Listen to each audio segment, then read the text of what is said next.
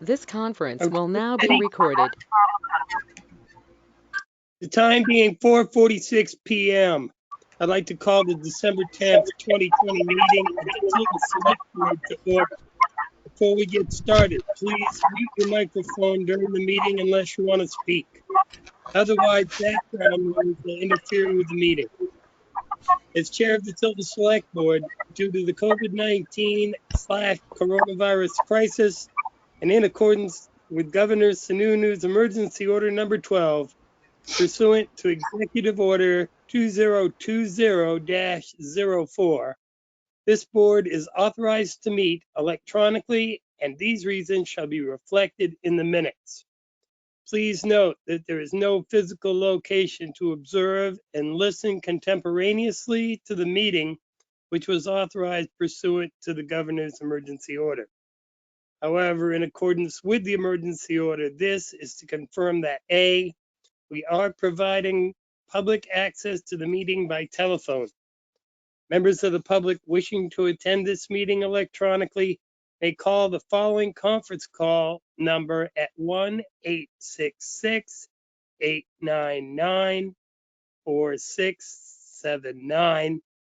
The access code is 817-026-717, followed by the pound key.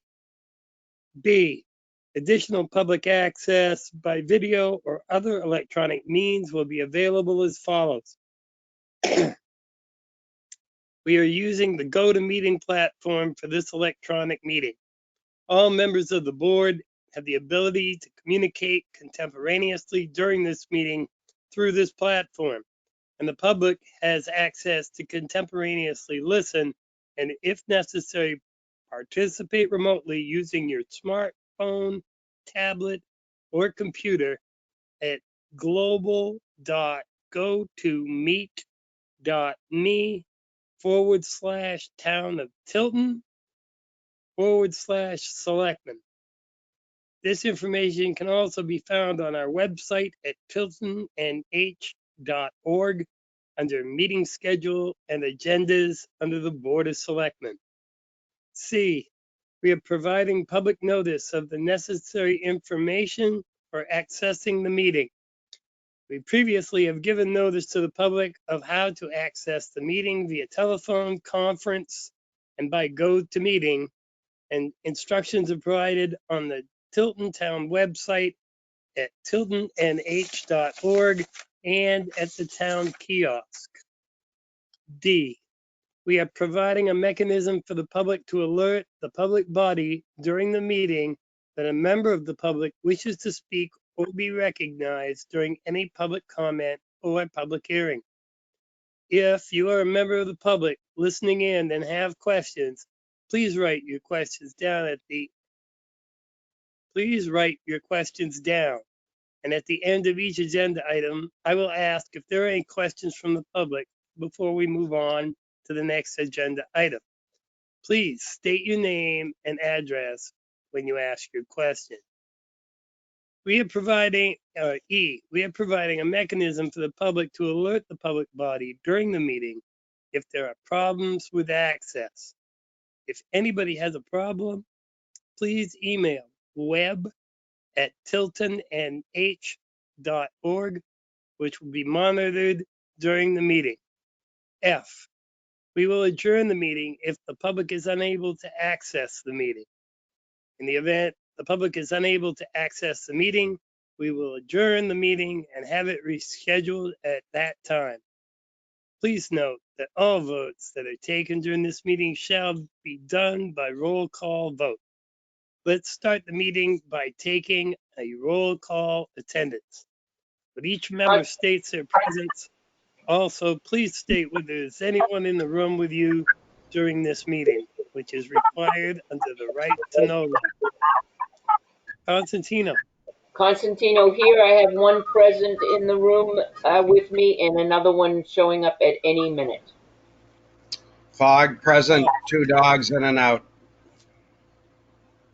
Jessamine is present. Nobody is currently anywhere near me, but there is somebody in the house. Ira. Ira present. one in the House and one expected to be in the House shortly. Scanlon, I am by myself. Okay. Thank you very much. Given the unusual circumstances, we will dispense with the Pledge of Allegiance. I would like to move to discuss the December 3rd Selectmen's minutes. Are there any changes, additions, or comments?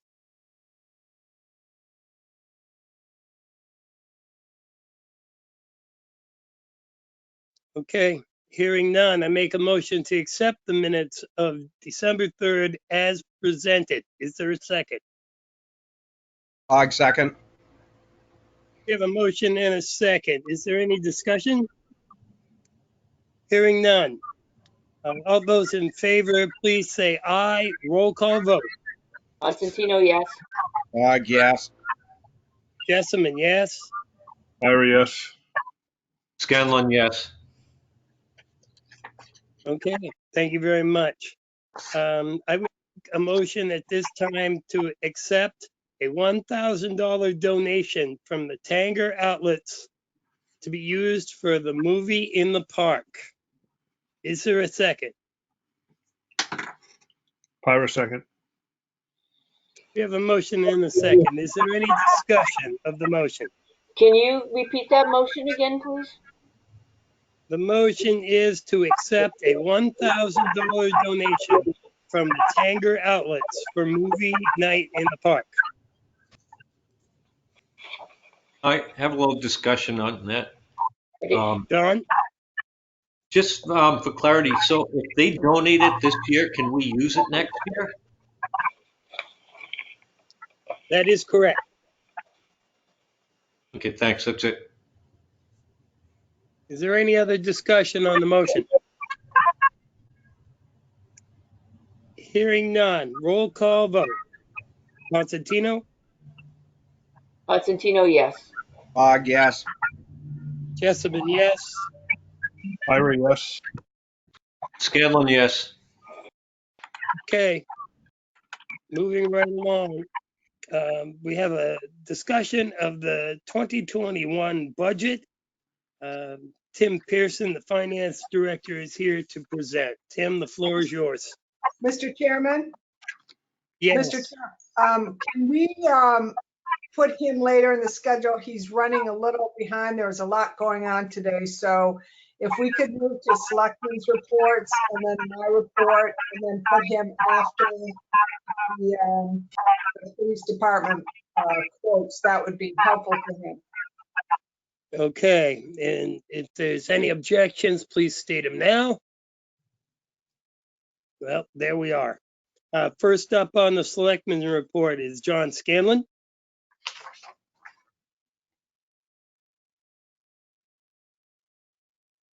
I don't have Ron? anything at this time, thanks. Okay, thank you very much. Next up is Pat Constantino.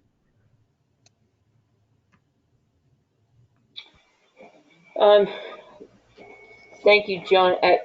Joe, I have a couple of things. First off, I would like to say our thoughts and prayers are with the Veterans Home during this time. I know Jeannie has reached out to them and asked if we could help, the town could help in any way. Thank you, Jeannie, for doing that on our behalf. Right now, they need all the help that they can get, but they're so far doing okay. I am speaking next week at the Rotary Club in the RSVP group to recruit bus drivers for our senior group. Also, later on in the evening, we have a non-meeting to update you on the CBA. I'm getting feedback from somebody. I don't know where I'm getting feedback from. But,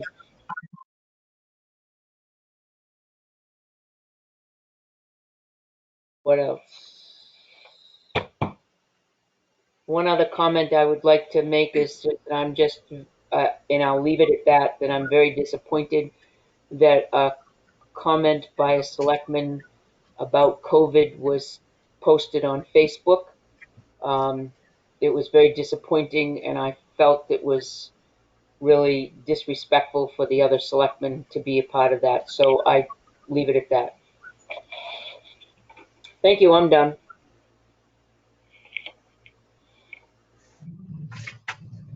Joe, I'm good. You're muted. Okay, I'm up next. I have something written down here. Okay. I have no report.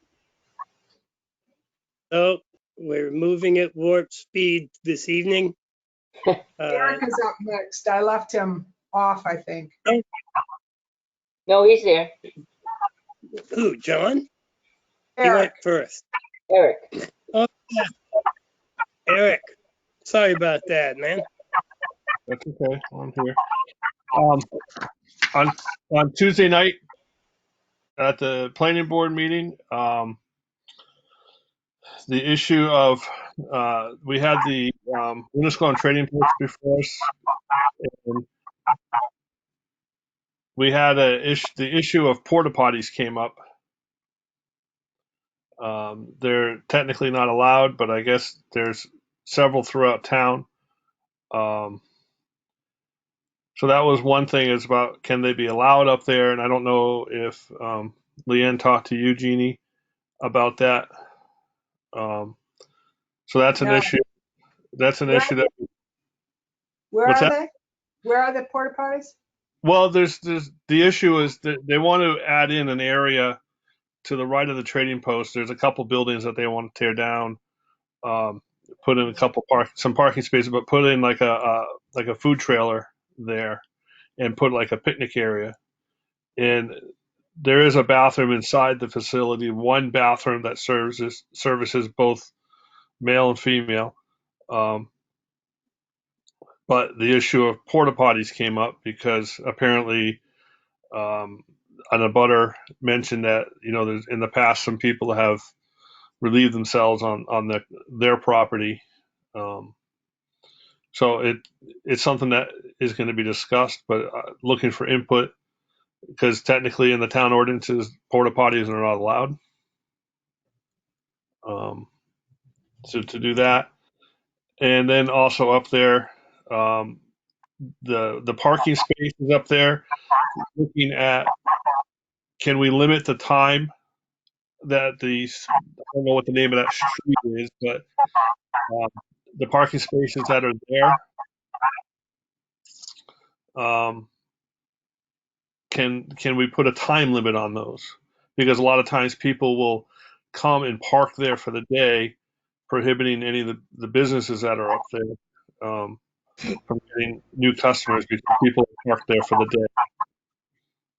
And then I guess along those same lines, which spaces up there are town spaces and which are private, came up again there. And apparently the trading post had a porta potty down to the left side, down near the dock or something, that this past summer. I don't know that for sure, but it was mentioned. Where are we talking? I don't understand when you mentioned trading post. I'm not getting a. The Winnipesaukee trading post at the Mosquito Bridge. Winnisquam. Can I The comment? Winnisquam Market. Winnisquam Market. I thought it was called the trading post. Maybe. Peter? The long-term parking, I think Eric is referring to, are friends of the condominium owners who also live on that strip that have requested parking. The porta potty issue, since I believe the sewer is in that area, for the protection, safety, welfare of everyone around, since you're so close to the lake, I'd require you to tie into municipal sewer. It's the safest option.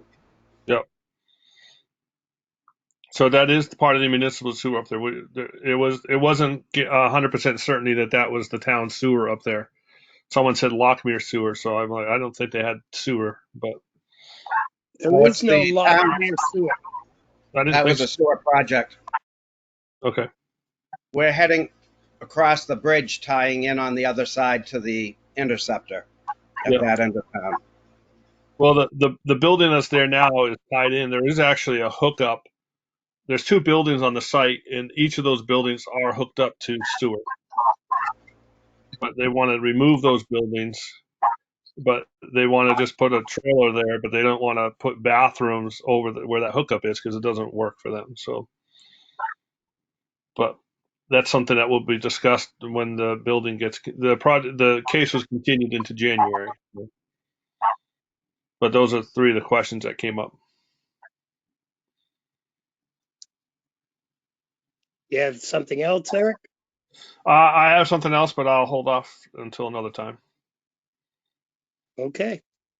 Moving along again, let's take out the papers for the quotes from the moving company.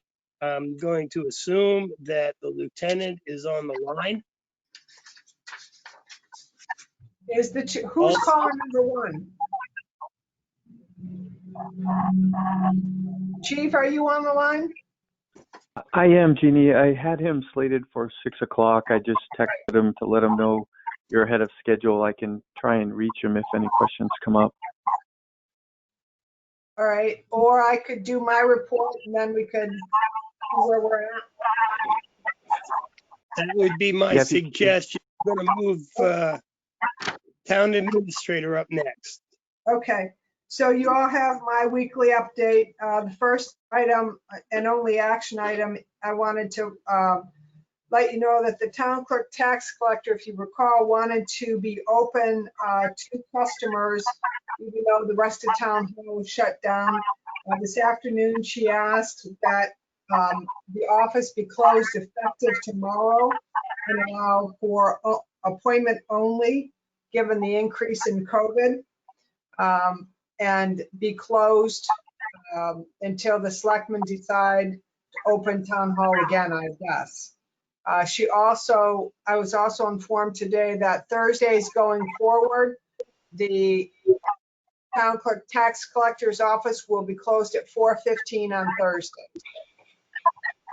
So, So the first item and actually the only item I'm asking you to vote on is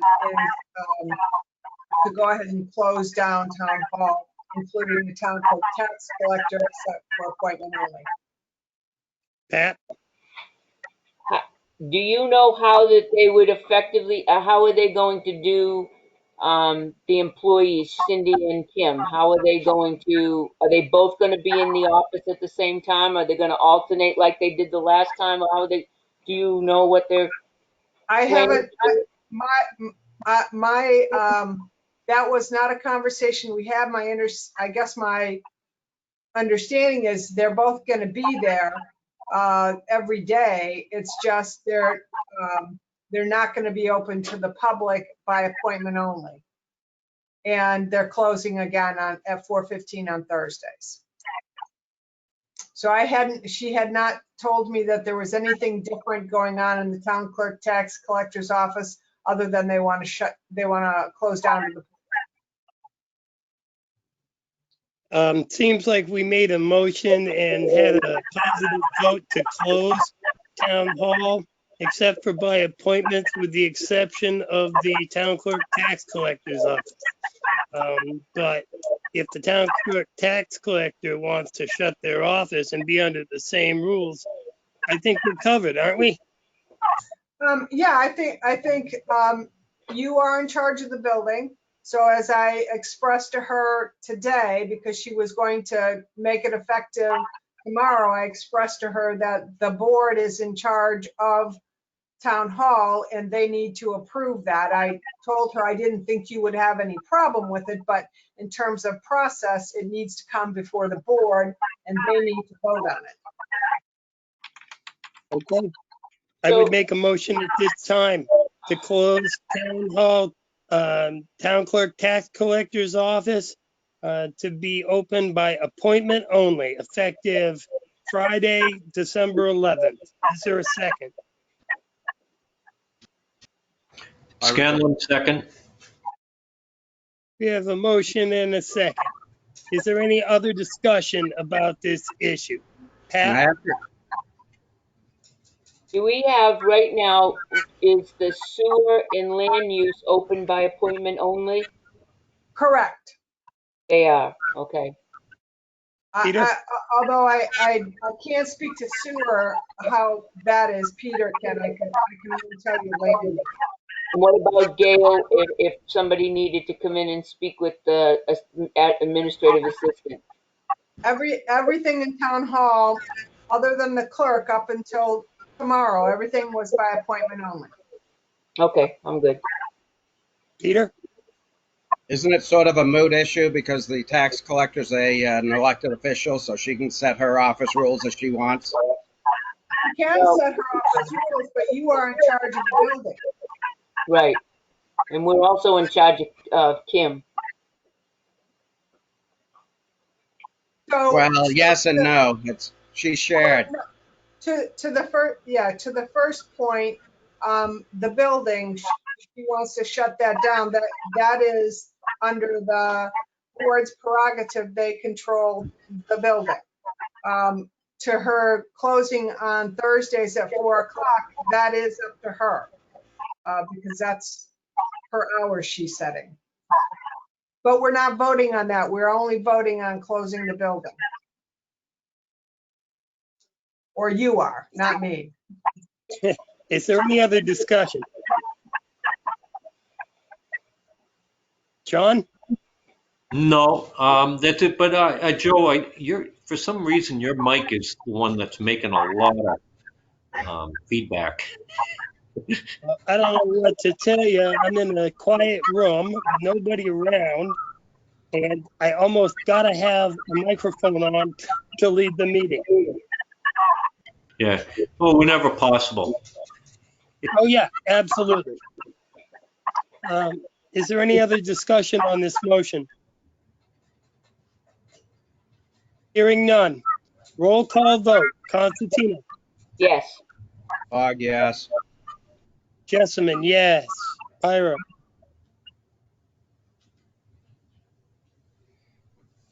Ira. Yes. Pyra, yes. Stanley. Scanlon, yes. Okay. Jeannie? Excuse me. So all the rest of my information is just FYI. I attached a couple documents for you to take a look at. One has to do with the 2021 annual meeting. There is an opportunity and it's been discussed a lot on the listserv. I wanted to bring it to your attention for you to look at. March rolls around pretty quickly, but there are towns we're talking about doing virtual town meeting. So law does allow it, so I provided you that information for you to take a look at. Nothing you need to act on. The second item. I have a question, Jeannie. Sure. My question is, can I please have the virtual town meeting document sent to me again? The file was corrupted and I can't print it out. Yes, I can do that. Thank you. I think you might want to resend it to everyone because I didn't realize that was my problem. I tried to print it, but then I gave up printing just before the meeting, so it might be that that's the same with mine. Did anyone else have a problem? Okay, I'll resend it.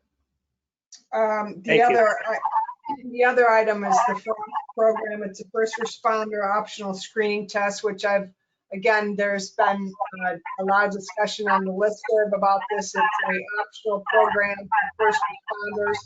I did speak with Tim Jubert of the Tilton Northfield Fire Department. Is starting it, I think, this week.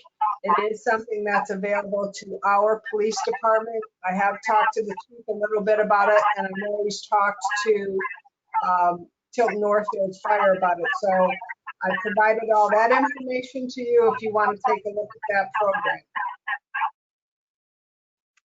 Okay. And just a couple more Okay. things. So you probably know that we're doing Christmas wars in Tilton.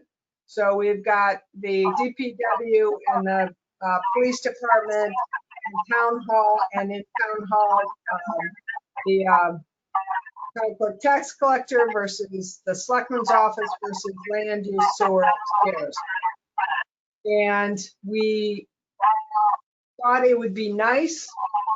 We got approval from the assistant principal to have 3 of the students aged 14 to 17 come in next Thursday, masked up, and vote on the best display.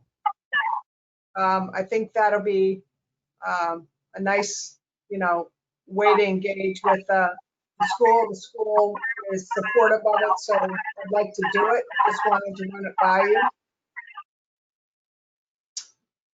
Good, as long as they have an appointment. They will. And then we'll have another set of judges do the outside display. So Are there prizes available or they're not? yes, I'm providing prizes. Oh, nice. And a trophy. So sadly, I think the selectman's office is far behind in the decorating because my finance IT director has been slacking on me. Yeah, but I just want to say, I think it's going to be helpful that my 2 sons were chosen for the judges. So 2 other things I wanted to bring up. And one is, and Tim, since you're on, you can speak to this. Tim is working to arrange to have cable installed in town hall. And we were talking today about when that should happen to be least disruptive to employees. Since we're coming up to the end of the year, there are going to be a lot of folks out of town hall anyway, but given the COVID situation, if it's going to be disruptive to any, we talked about maybe letting those folks work from home so that when they're doing the cabling, they, can be more effective and efficient in getting things done. Have I put that together right, Tim? yes. That sounds good. The only people that wouldn't be able to do that would be town clerk, tax collector. Okay. And the last item, a couple weeks ago, one of the selectmen asked a question, and I know it happens every time this year. You have the discussion about Christmas and Christmas party. And the first year I think I was here, we did the Christmas party. I know that the board on the 24th, you give the employees half a day off. Tim and I discussed it a little bit. Suggestions were a $25 or $50 gift certificate to all employees to Market Basket, or a half a day off on New Year's Eve. So I'm just bringing it up because it was brought up earlier a couple weeks ago and wanted to put that in front of you as possible ideas. I vote for the half a day on New Year's Eve. I think that's really a testament to what the employees have meant to us during this COVID time and the work that they've done. And New Year's Eve, there's not a lot of people coming into the office. It's kind of a slow time of the year. And I think that would really allow them to know that we are very thankful for what they've done. Peter? If we go the gift card route, I would suggest we get a list of local establishments, restaurants, what have you, and let the employees pick and then get a gift card to one of the local ones in town instead of a bigger box type business. Eric? I like Peter's idea. To be fiscally responsible, I think it's less expensive for us to give gift certificates than pay employees for half a day.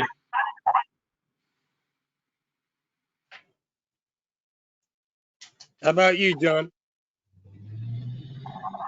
Yeah, I like the gift certificate, especially local businesses, they could get lunch in town sometime when they're here or something like that.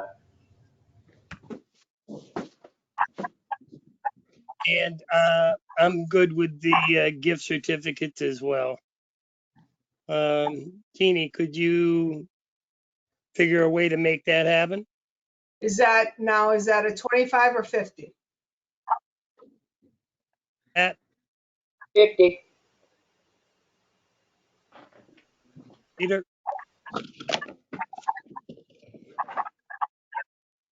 Peter? You ought to wait. I have slow internet. I don't care. 25 or 50 doesn't matter. John? Yeah, I'm indifferent on that. Whatever you think's appropriate.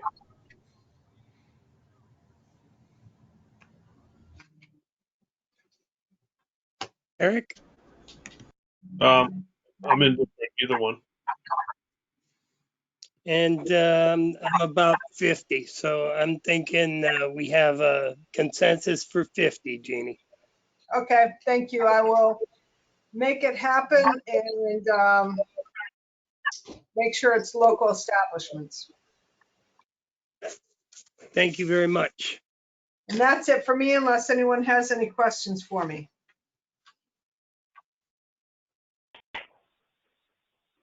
Is there any questions from the public?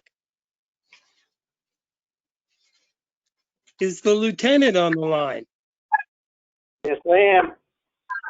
Okay, let's move on to the quotes for moving the police department from one location to the other. Jeannie, would you like to ramrod this? Actually, I would suggest that the lieutenant lead on this, since he's been the one most involved in it. Can we put the Okay, quote on the screen? then Lieutenant, would you have the floor?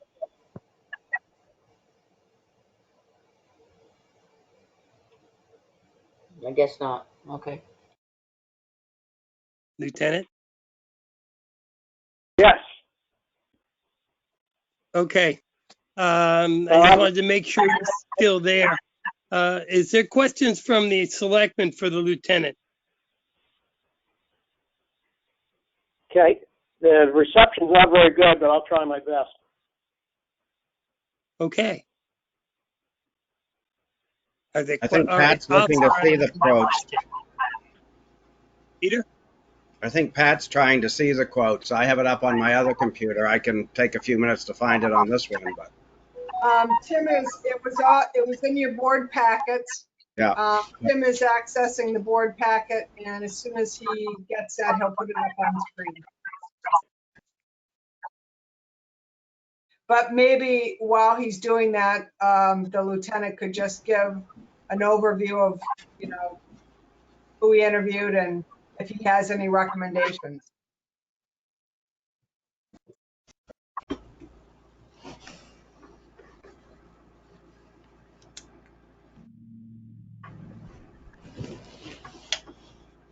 Lieutenant? Hello? Hello? Hello. Lieutenant, would you please give us an overview of the process and tell us if you have a recommendation, please? Okay. I met with 4 of the 5 moving companies. The sales representative came up. I did 3 in one day and then another on another day. Essentially, I gave them the same rundown regarding, moving the entire facility, everything housed underneath the roof. One of the stipulations due to legal aspects of what we do, the confidentiality of the files in the file cabinet, I did stipulate that each file cabinet would remain locked and sealed, and that they would have to be moved en masse that way. Obviously, doing that, makes the job a little bit tougher for the movers, but having had experience working with movers myself in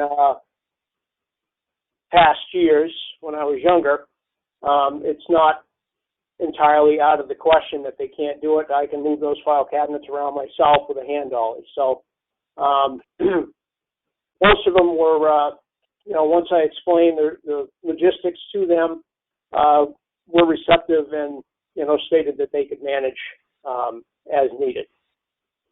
Also in that vein, essentially either myself or another member of the staff would need to be on hand while they are moving these files to keep proper chain of custody for legal purposes as well. So I told them that it would have to be scheduled for a day where I do have enough staff on hand to be able to manage this.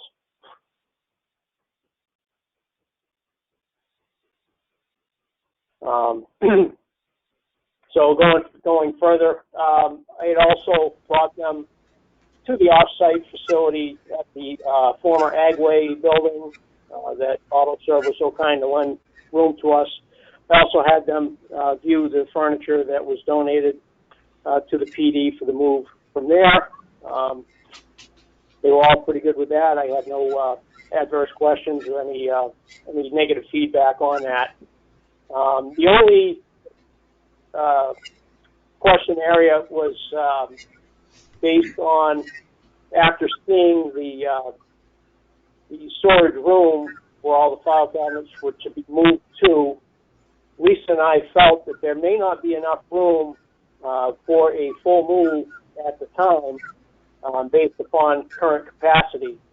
And at that point, I didn't take them to view the file cabinets at the town hall basement because of that fact, because we don't believe there's going to be enough room for every file cabinet that we do have down there. So rather than plan on moving that now, we were kind of holding off on that until we can determine just exactly how much space we're going to have. Originally, the captain had looked into a collapsible filing cabinet system that is on rails. Essentially, if you've ever been to a larger library, a system where the shelving units actually move on tracks and they can actually be closed up upon each other to take up less space, but due to logistical issues, things like that, I was told that we would not be getting those at this point. So that kind of drove my my reasoning behind not planning on doing all the file cabinets at one point. Anybody have any questions on that? I do have a question. All of these movers have the exact same scope of work, and they've all seen and talked to you about what needs to be done, correct? That's correct. There's a wide disparity in the bids. And do you have any possible reasons that might be? Well, the bid that came in for over 26 grand, I can tell you right now from experience, doing bids myself, if you don't want a job, you overbid. So that kind of, told me that company wasn't quite interested in working with us. The other bids that we have received, having experience bidding out work and things like that, depends on, the person's experience is also doing the estimating. But I don't see a large disparity between the companies. One of the problem areas that I did run into when dealing with these companies was when we told them they were going to be responsible to assemble cubicles and workstations made up of the donated equipment. And one of the areas that they told me, pretty much each company stated, that they didn't disassemble them, so they don't really know how they go back together, and they're also hesitant about giving a full bid not knowing if they're going to have enough of the fasteners, if the fasteners that were used and pulled apart when these cubicles were disassembled, they don't have all the fasteners. It's going to cause them to run into problems trying to get these things assembled.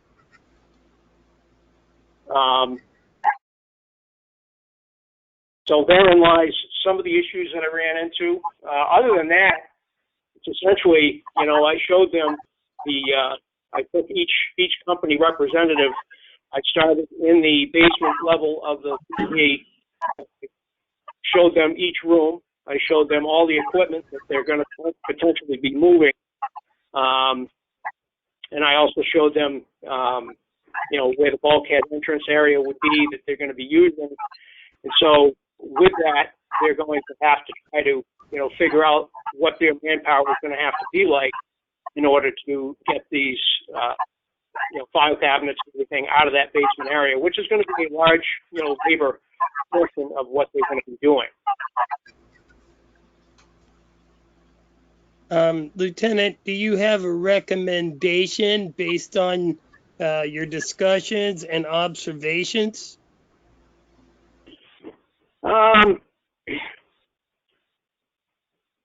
Not particularly. I mean, it's kind of like meeting with used car salesmen.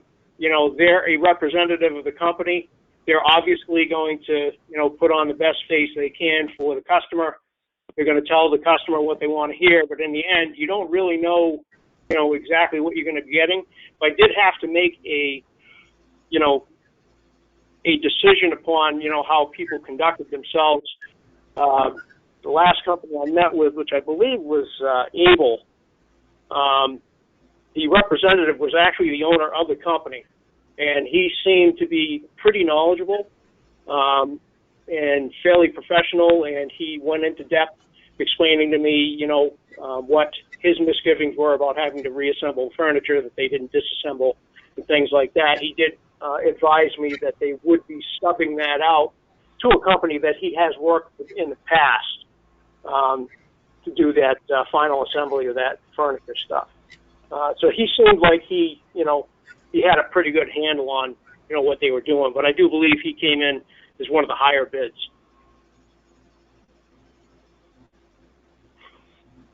Joe, may I ask a question? Are there any questions for the lieutenant? John?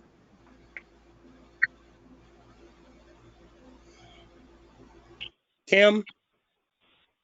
Yes, Lieutenant, I was just curious. You said that you were concerned about the cabinets in the basement. There are some items at Town Hall that were in the specification, though, namely the large copier. So they were aware of that. They should have been aware of that because it was in the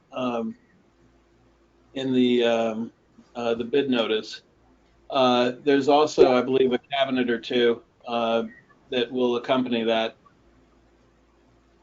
And just my own 2 cents, as I looked through them, I thought it made more sense to, a good time and materials type, only because we have things in so many different locations, and and I was just concerned that that they knew what they were doing on this end, particularly with a large copier like that, because it's very big and very heavy. May have to be put on a pallet, perhaps.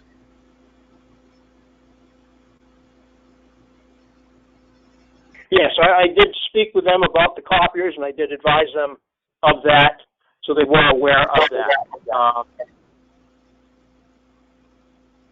As far as the moving and setup and things like that, I didn't know what your plans were as far as the IT end of things go, and if they'd be able to move that piece of equipment immediately, if that would have to be something that would have to be delayed until the IT wiring and things like that are run. But again, that's something I didn't know about. Yeah, we've just so that everyone knows, we have been working on the coordination of plans and how things will work for that sort of thing. We are looking for the movers to move the individual desktop workstations and that sort of thing from each of the offices. The servers will be done separately. The firewall and all that sort of network equipment will be done separately. But generally speaking, for the copiers, they're usually last on the truck, first off the truck. So they're not exposed to weather. They're not exposed to excessive cold while other things are being moved, and then they can be protected once they're in the building. So, but be happy to work with whomever on. We are trying to coordinate that, Jeannie, the chief, and I. Jeannie, do you have questions for the lieutenant?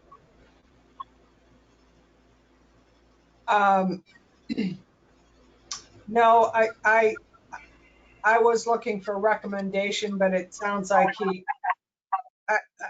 and I think Tim might have said that, I like the time and materials kind of aspect of it. But I don't have any questions. If there's no Eric? recommendation. Eric? No, I'm good. John? Yes, I was wondering if any of the assembly of the cubicles could be done by the Public Works. Maybe we could pay them. They could be some overtime. I know the cost is pretty expensive for outsourcing that. So I had that question, as well as, do any of the quotes include moving any of the file cabinet from town hall? Yeah.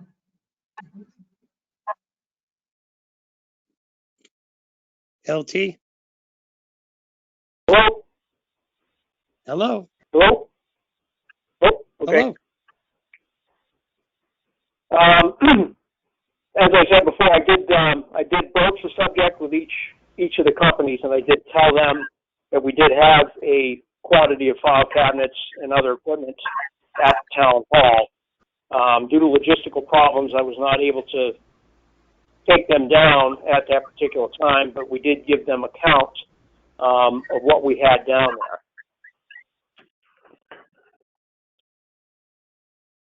And are these quotes including the move of those cabinets? That's what I explained to them, that would be a definite possibility if we were able to determine if we were going to have enough space or not.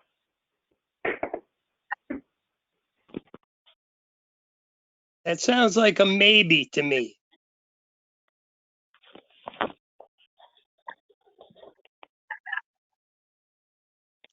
Pat, do you have questions?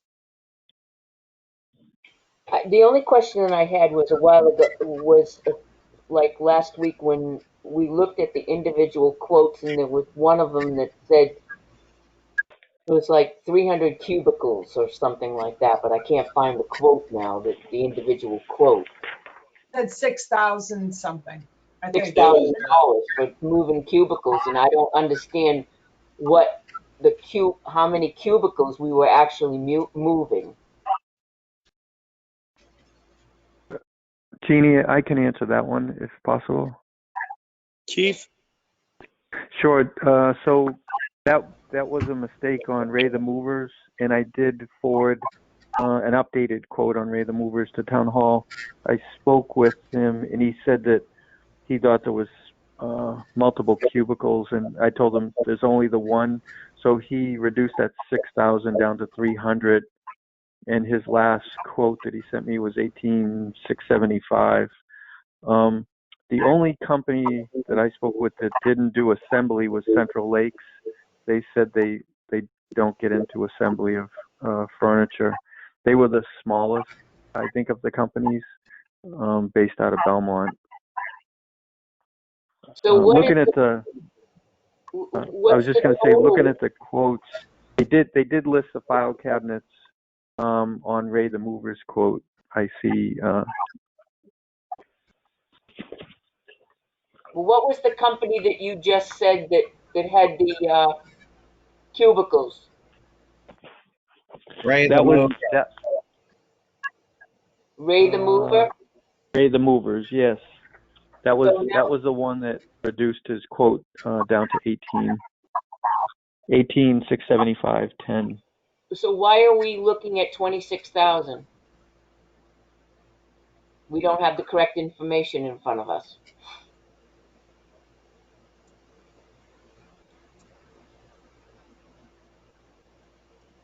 Jeannie's talking, but she's muted.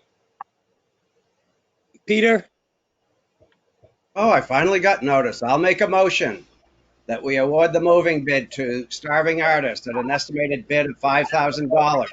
Furthermore, that we attach to the bid all items to be moved, in particular, anything from Town Hall, so that the bidder is aware of what is included in this price. is there a second? Scanlon, second. We have a motion and a second. Is there any discussion on the motion? Yeah. Eric, What's miscellaneous? That would be the assembly. Under assembly costs, see miscellaneous, and then in his bid total, he had the 45 to 5,000 plus miscellaneous costs. So if we do the assembly, we don't have to worry, it's not there. If you take the 2,500 off of Able, that dropped them down to around $8,000, I think. So they were still substantially above Starving Artist. So that's why I've stuck with them.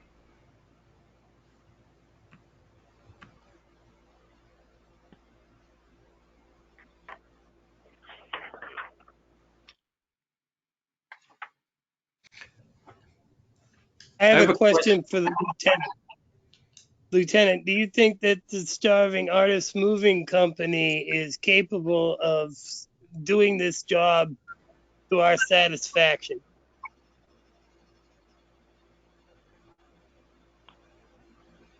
So you're asking me to make an opinion on something I have never done with them before.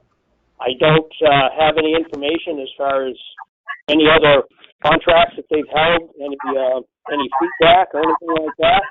The one thing I would hope is that each company that's going to be bidding on this is fully indemnified and they do, have the proper equipment in order to facilitate getting the move that we're asking them to do done. But as far as, me being able to say, are they going to be sufficiently prepared, I can't answer that. Okay, thank you. Is there any other discussion? Peter? If you look at the bid, Starving Artist is providing 4 trucks. The others are providing 2 trucks or a packed delivery van type thing. So they're the most flexible. They've got the biggest fleet if we need it. Mr. Chairman, John? I guess I'm still kind of confused on the cubicle. Maybe the chief could clarify that. I thought he just said there's only one cubicle being moved. Sure, John. Yes, there's one cubicle, and then there's 3 small desks and 3 large. And I'm told that the assembly of the desk is part of the moving costs. When I spoke with a couple of them, they said the only thing that was extra was the cubicle, that one cubicle that we have. I hope that answers your question. Yes, thanks. Are there any other questions? Jeannie, do you have questions? Not questions, comment, I guess. I appreciate all the work that's been done on this. I'm a little concerned about,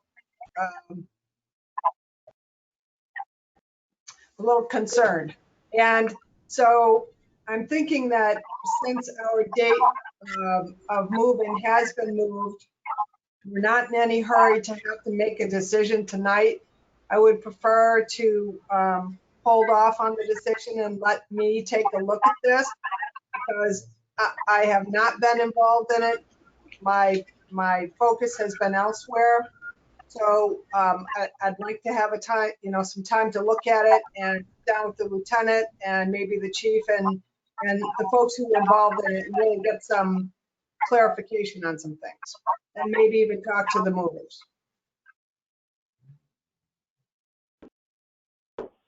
I second that, but we have a motion on the table. We do have a motion. Is there any other discussion on the motion? Peter has his hand raised. Peter? I will withdraw my motion based on Jeannie's conversation. Very Thank well, you, the Peter. motion is, Thank you, Peter, and I didn't mean any Yeah, disrespect. no problem. No, there's no rush, so that's fine. Right. the motion is withdrawn.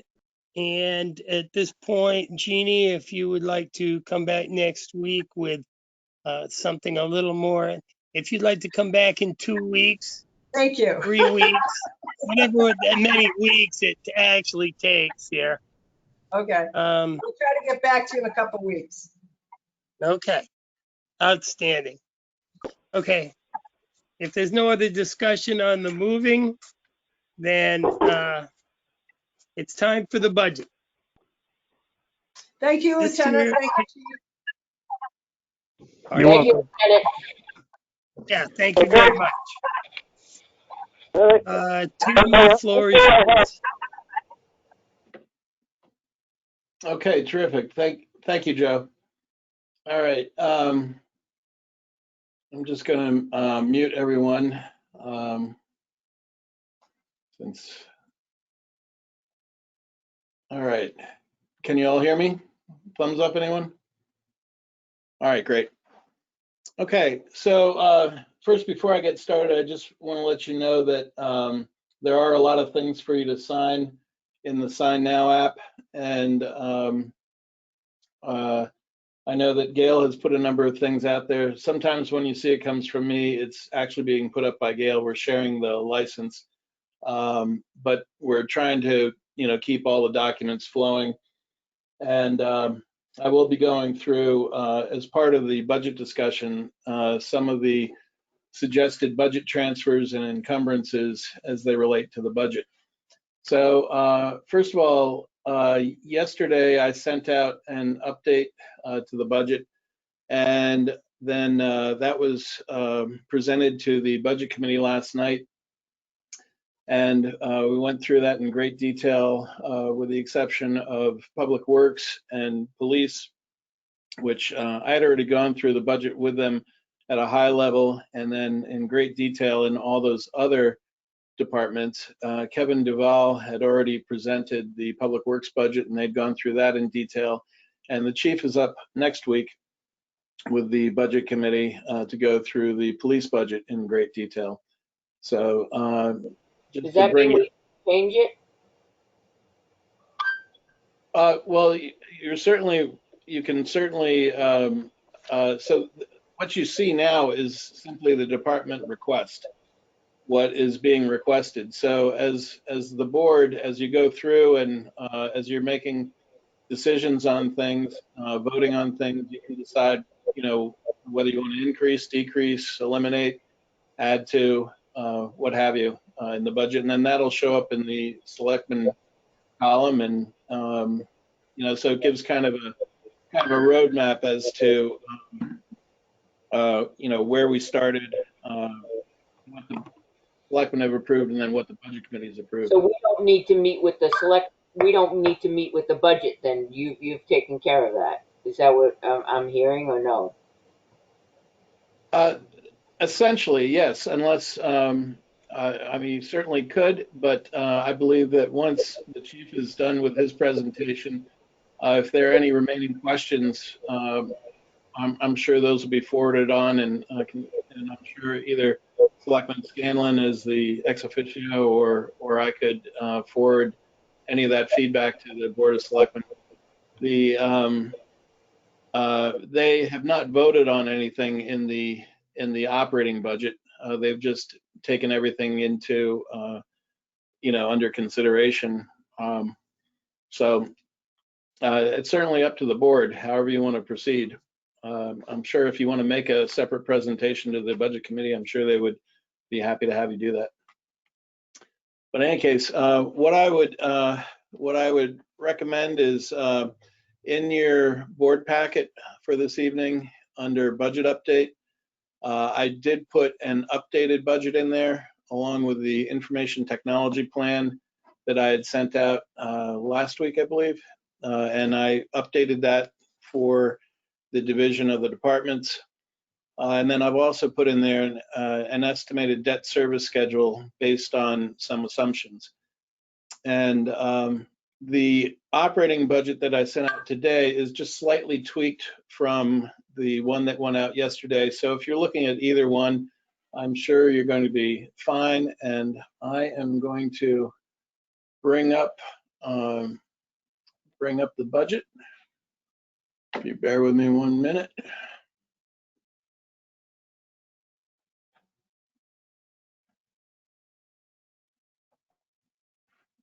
And I'm going to put it up on the screen so that we can all see it in case you don't have the most current. Let's see, I just got to make sure I got the right screen here. Here we go.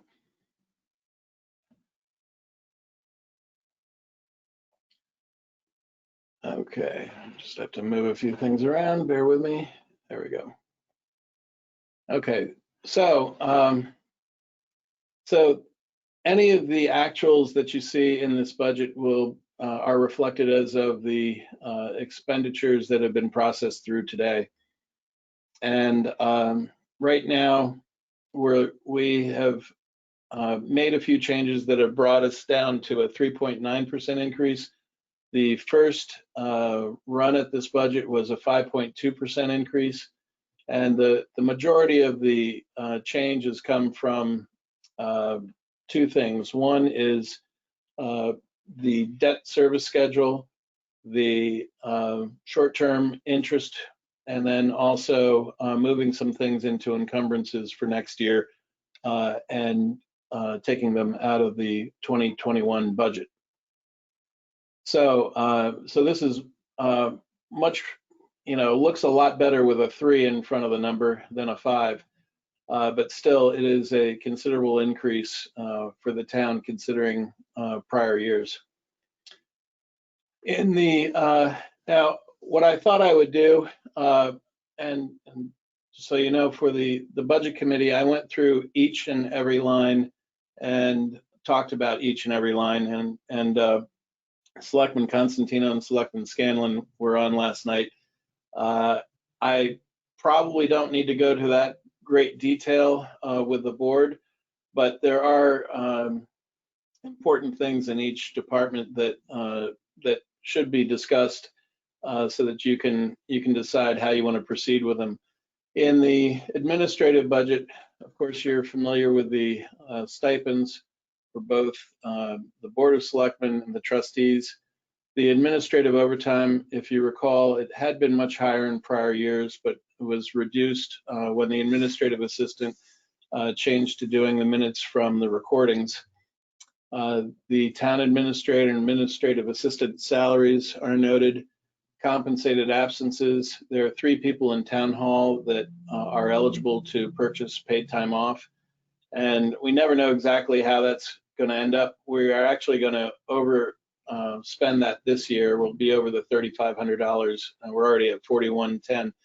We'll be higher than that. But in general, it usually hasn't been as much. I think it's probably because of the inability to really go places this year. Merit raise pool, again, that was based on a 2% average. And as I explained to the budget committee, it is dependent upon how the board awards that based on performance. Office supplies, we've spent more money this year because primarily of COVID. And these office supplies, these aren't necessarily paper and folders, but there's also cleaning supplies, things of that sort, signage. Travel expenses, we haven't spent anything. This is the mileage line where if someone were not able to take the town vehicle, they would charge them, they would put in for mileage and it would be charged here. So there has been none of that so far this year. The dues, these are all the primarily for the municipal association, and then some of the town administrator and recycling dues that we pay. I have a question. Yes. The New Hampshire Association of Assessing Officials. Why is the town involved? My understanding is, Right? yeah, Jeannie, sure could answer that. Was that directed to Jeannie or me? That was directed to you, but you could pass it off if applicable. Yeah, I'm fine answering that.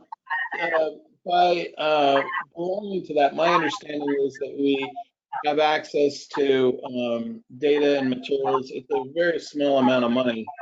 I want to say it's under $100. It might be in that $20 to $25 category, and it gives us access to resources. Is what it does. Okay, thank you. The postage, we're on track with that. Printing. So here's one of the items that's notable. Last year we printed 400 copies of the town report. When it's all said and done, it usually works out to be about $7.50 a piece. So depending upon the number of color pages, of course, depending upon the total number of pages, how it's set up, and the coil bound, we do an awful lot of the setup work for them. So the majority of our cost is actually in the production and materials. But the determination was made that last year, because of the 2 bond articles that were on the warrant, the sewer and the police station, that there would be more interest and therefore more people coming because of that.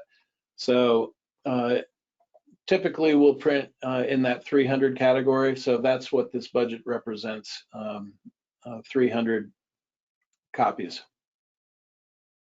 Training, again, there hasn't been much travel. There hasn't been much in-person training because of the pandemic.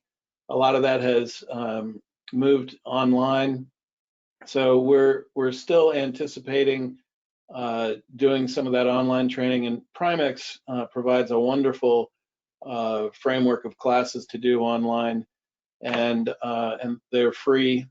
But we're also anticipating that at some point next year things will open up and we will be able to attend. So that's why that was brought down. Equipment maintenance and repair.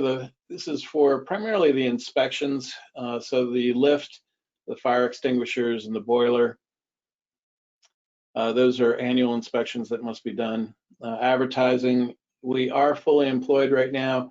We did bring that down last night from 1,000 to 600, and we feel that's sufficient. But if for some reason we had lost 2 or 3 people and needed to advertise to replace them, that can get used up very quickly.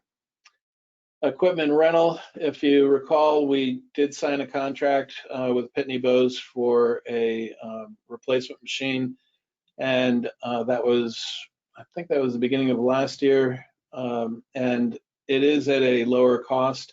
So this is the first full year where we're going to see the lower price of that. So it came down slightly, and at the same time, the maintenance on the folder stuffer went up.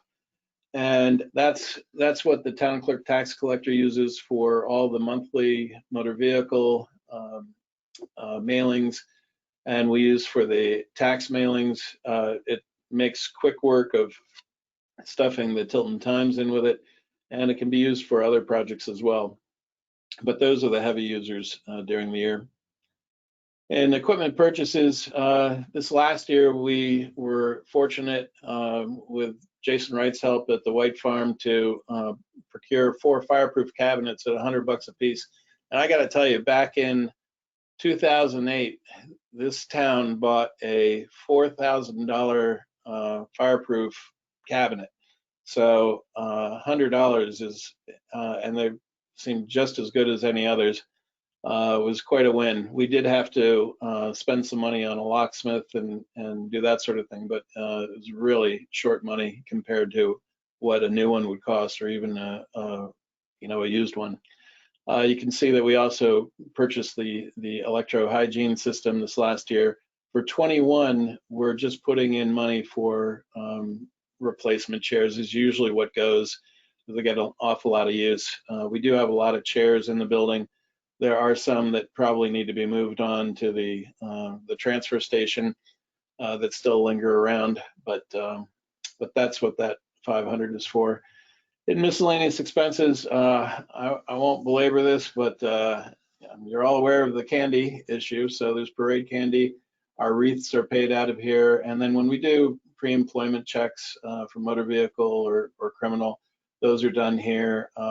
Refreshments for special meetings, any sort of award or anything of that nature, that's all paid out of here. Consulting contracts, we keep that line open. There's just $1 budgeted for it. Vehicle maintenance, there's been very, very little use of the town hall vehicle this year. And as you recall, you may recall there was no mileage expense. So the moderator's budget is from the moderator. The supervisor's budget is based on the average, but they're both aware that we have just one election this next year, which is the town election. And an election registration line, this is from the moderator as well for the assistants, the ballot clerks, and food and refreshment. Our taxes, life disability are all based off of wages, and the wages, these items that appear here include all the other departments other than the public works location and police station. Retirement changed quite a bit this year. So New Hampshire retirement system is on a fiscal year starting July. So the rates will go up July 1st. So we're going to see half of the year at the current rate and half of the year at the increased rate. Group 1, which is the non-officer retirement group, which are primarily all of your administrative employees and public works employees, went up about 25%. And in group 2, which we'll get to later, went up 19.2%. However, the increase in group 2 was significantly greater because of the number of people in that group and also the already high percentage that where it was. Health insurance, as you know, increased 6.4%. There have been very few plan changes.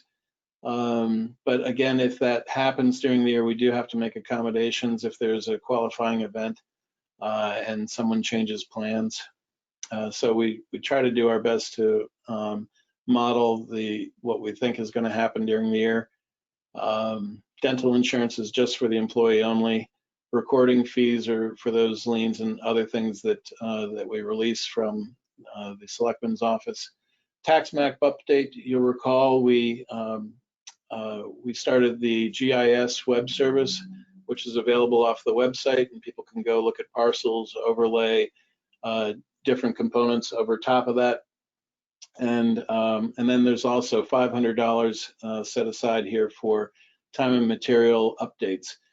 Typically, this company charges a flat fee for doing updates, and it's considerable. Their minimum level is pretty considerable.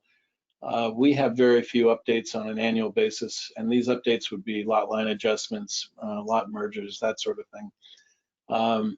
I firmly believe at some point in time we should look at incorporating a small fee in with those types of lot merger, lot line adjustments, so that it helps offset some of the cost of that. But we do budget the $500. Reappraisal of property, we're in the second year of a 5-year agreement with Avatar, and that's for the data verification and support of when the Avatar employee comes in each month. Legal, you are aware we've had significant challenges in this expense line this year. We're hoping that 2021 is going to be more staid and a more normal year for our legal expense line. In janitorial, the prices remain the same, so we've preserved that for this next year. Electricity, this is an area that was a little confounding. In town hall, our rate went down 12% when we changed plans, or suppliers, I should say.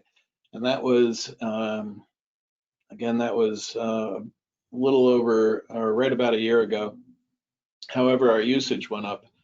And it could be because of additional meetings here at town hall. I'm not exactly sure, but we've budgeted more as a result because we've already exceeded the budget before we put in the December electricity. Heat, yes.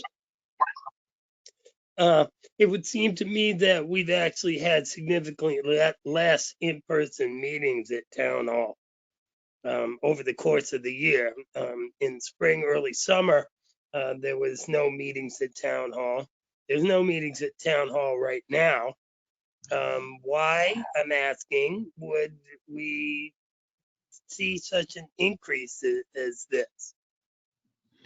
Well, it's hard. Well, and good point. I guess what I was thinking of were the other the fire commissioners, fire budget, other sorts of people that were meeting here prior to our being closed. It's hard to say. I don't think the lights are being left on all the time. You know, we're all very diligent about making sure things are off when we leave. I'm sure things get left on from time to time. It really is.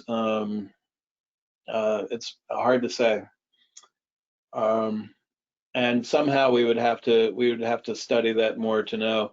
More than likely, it could be as a result of air conditioning, which we're hoping to fix this next year with the air conditioning system for the second floor.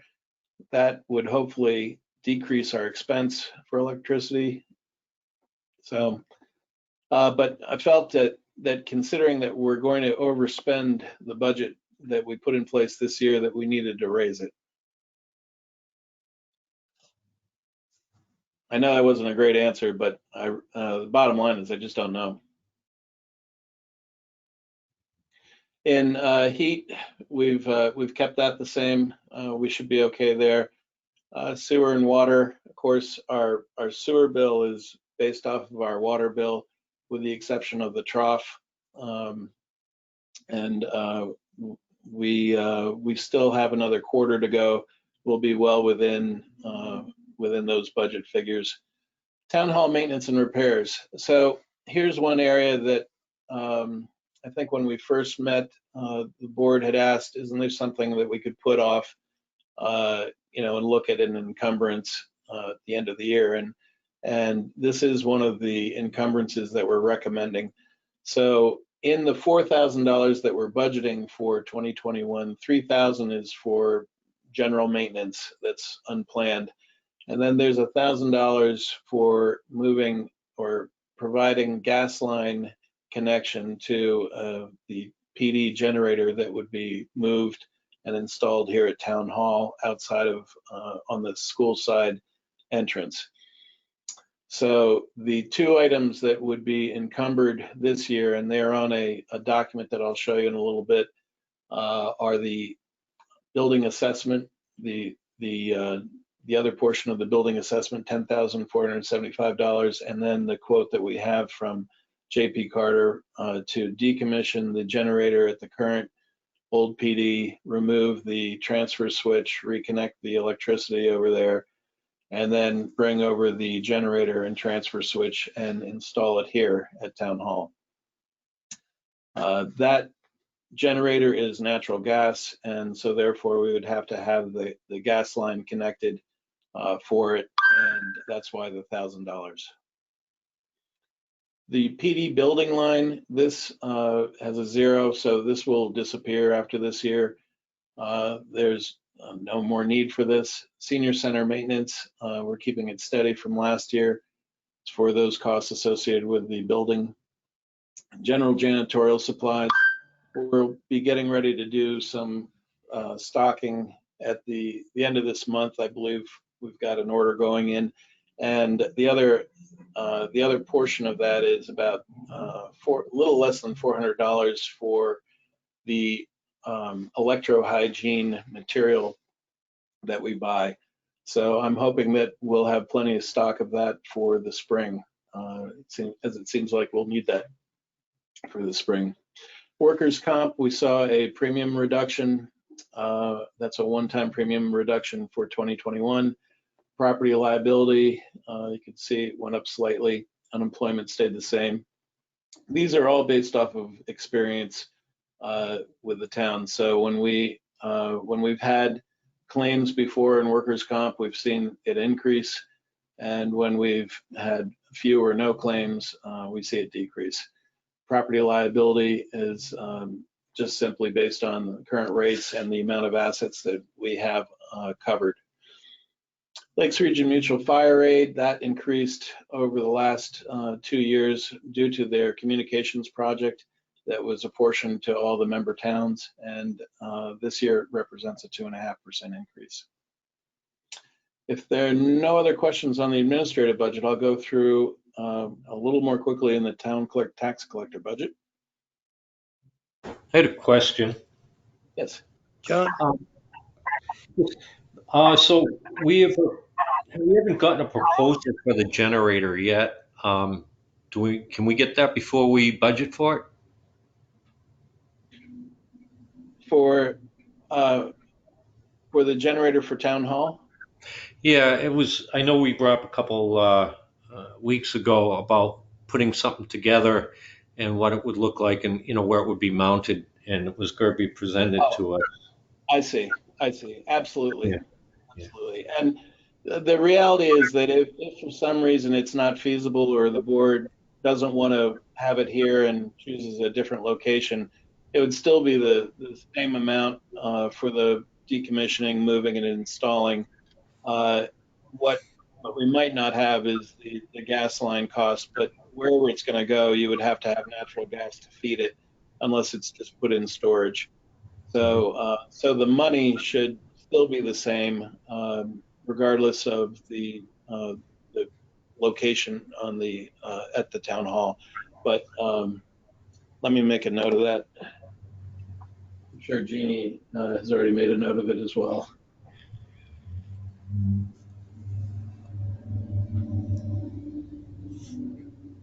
Okay, very good. All right, so town clerk tax collector budget. So the town clerk tax collector, as I mentioned once before, going through the budget, she put in for a 3% increase.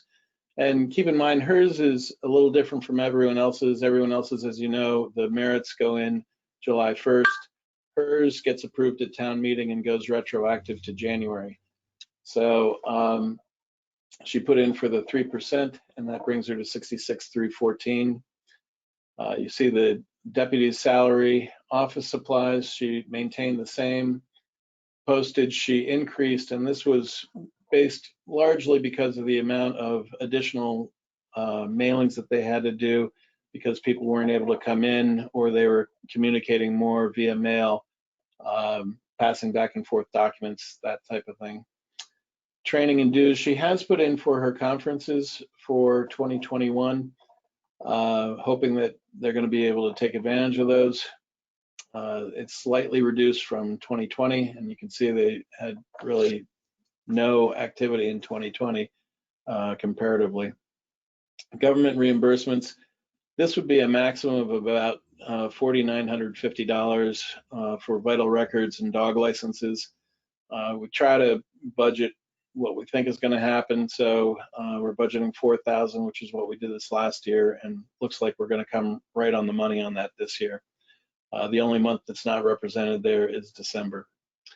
In election preparation, this is essentially the materials for the election. So the voting machine maintenance and coding, ballot printing, and then she does have a third party do the meeting minutes, because as she's attending and taking part in the meeting, it's difficult to keep up with the minutes. So she has someone doing those to get them out quickly. Deed research, I gave her some kudos last night, and I have to say the same thing today. There was a time when we were paying $8,000 for deed research. And over the years, she had changed a couple of times, finding new companies to do it. The company that she's had for the last 6 years or so has just done an outstanding job. They're very efficient, very good, and they're very inexpensive. And so that's what this $2,500 is for. Again, she doesn't know on an annual basis how many research, how much research she's going to have to do for liens, deeds, or recordings for that matter. But that seems to be an adequate amount. There are no other questions on the town clerk tax collector's budget. I'll move on to finance. I have a question. Yes.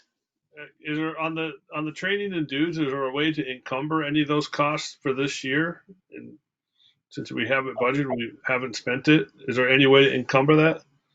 Not without having a commitment. So she would have to already register for something. And I don't believe there are any open registrations right now. I think she had actually asked me about that. And you have to have either some type of commitment, an order already in place, or in the case of a conference or education, registration would work. But otherwise, it would just flow to the fund balance. Okay. Thank you. Okay, in finance, so here we have the stipends for the budget committee, and one of the things that increased this line was in the new budget secretary's wages. In the past, when Joanna Ames was performing this work, she was pretty much on an annual basis was roughly about 90 hours a year in budget secretarial hours. And because she knew it, so well, she knew the process, she knew, all the components of it, and it was a pretty efficient process. And also, there were many, many years when there weren't a lot of extra things happening. There were the occasional years where we had a big presentation or warrant, which would generally, sometimes cause another meeting or two. But right now, we've already exceeded the 90 hours, and it looks like we could be looking upwards in the 164 category is how I looked at it, and I think that would be a high point, because as the new person is getting more adept and more used to the process and everything, they'll be much more efficient in their time, and will likely require less time doing it. So in the budget committee expense, that's for their attendance at New Hampshire Municipal Association budget conferences. Those are excellent to go to. If you've never been to one, I highly recommend them. Also for binders and other meeting materials, so incidentals. The town audit, we're in the, we are trying to recall the year that we're in for the audit. But we're in a 5-year contract for our audit services, and the $16,335 has been a fixed price for years now. We do have to contract for actuarial services, and I did not correct this. This is the first. Actually, this is correct. This is the second year of those actuarial services for the 2021 budget. So that's, I can go into the detail of that, but we're for financial analysis, when you're borrowing money, you have to maintain Government Accounting Standard Board standards. You have to maintain generally accepted accounting principles.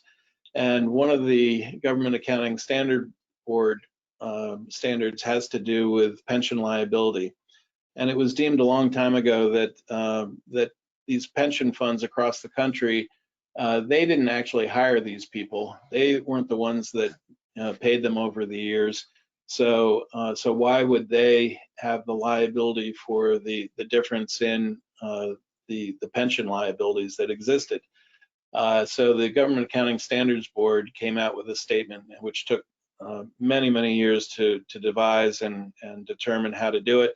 But essentially what it does is it takes the pension liability at the pension fund and distributes it based on the actuarial evaluation of all the members, and distributes that liability to those towns. So if you were to look at our audited financials, you would see a note in there about our pension liability. And so part of the way that's calculated is through this actuarial service. And this is an incredibly low cost. We're very lucky to spend as little as we do on this. But that's what accounts for those. You see my salary, the treasurer, deputy treasurer. There are some publications forms. There was a book I had to buy this year that's an update from Government Accounting Standards Board. In the postage, I try to do as much as possible electronic, but this past year we've already done 2,200 accounts payable checks. At least 60% of those were mailed. I'd have to run something to come up with an accurate count, but that is the postage that we've spent to date, and that does not include December, so it's going to be even a little bit higher. In printing, I have ordered, but it hasn't come in yet, the annual check stock, and then also the check toner. So that zero will go away. We will spend that, and I budgeted the same for 2021. I have checked into whether we can get these checks, say at the prison print shop, but it's these are security checks and it's beyond what they do there.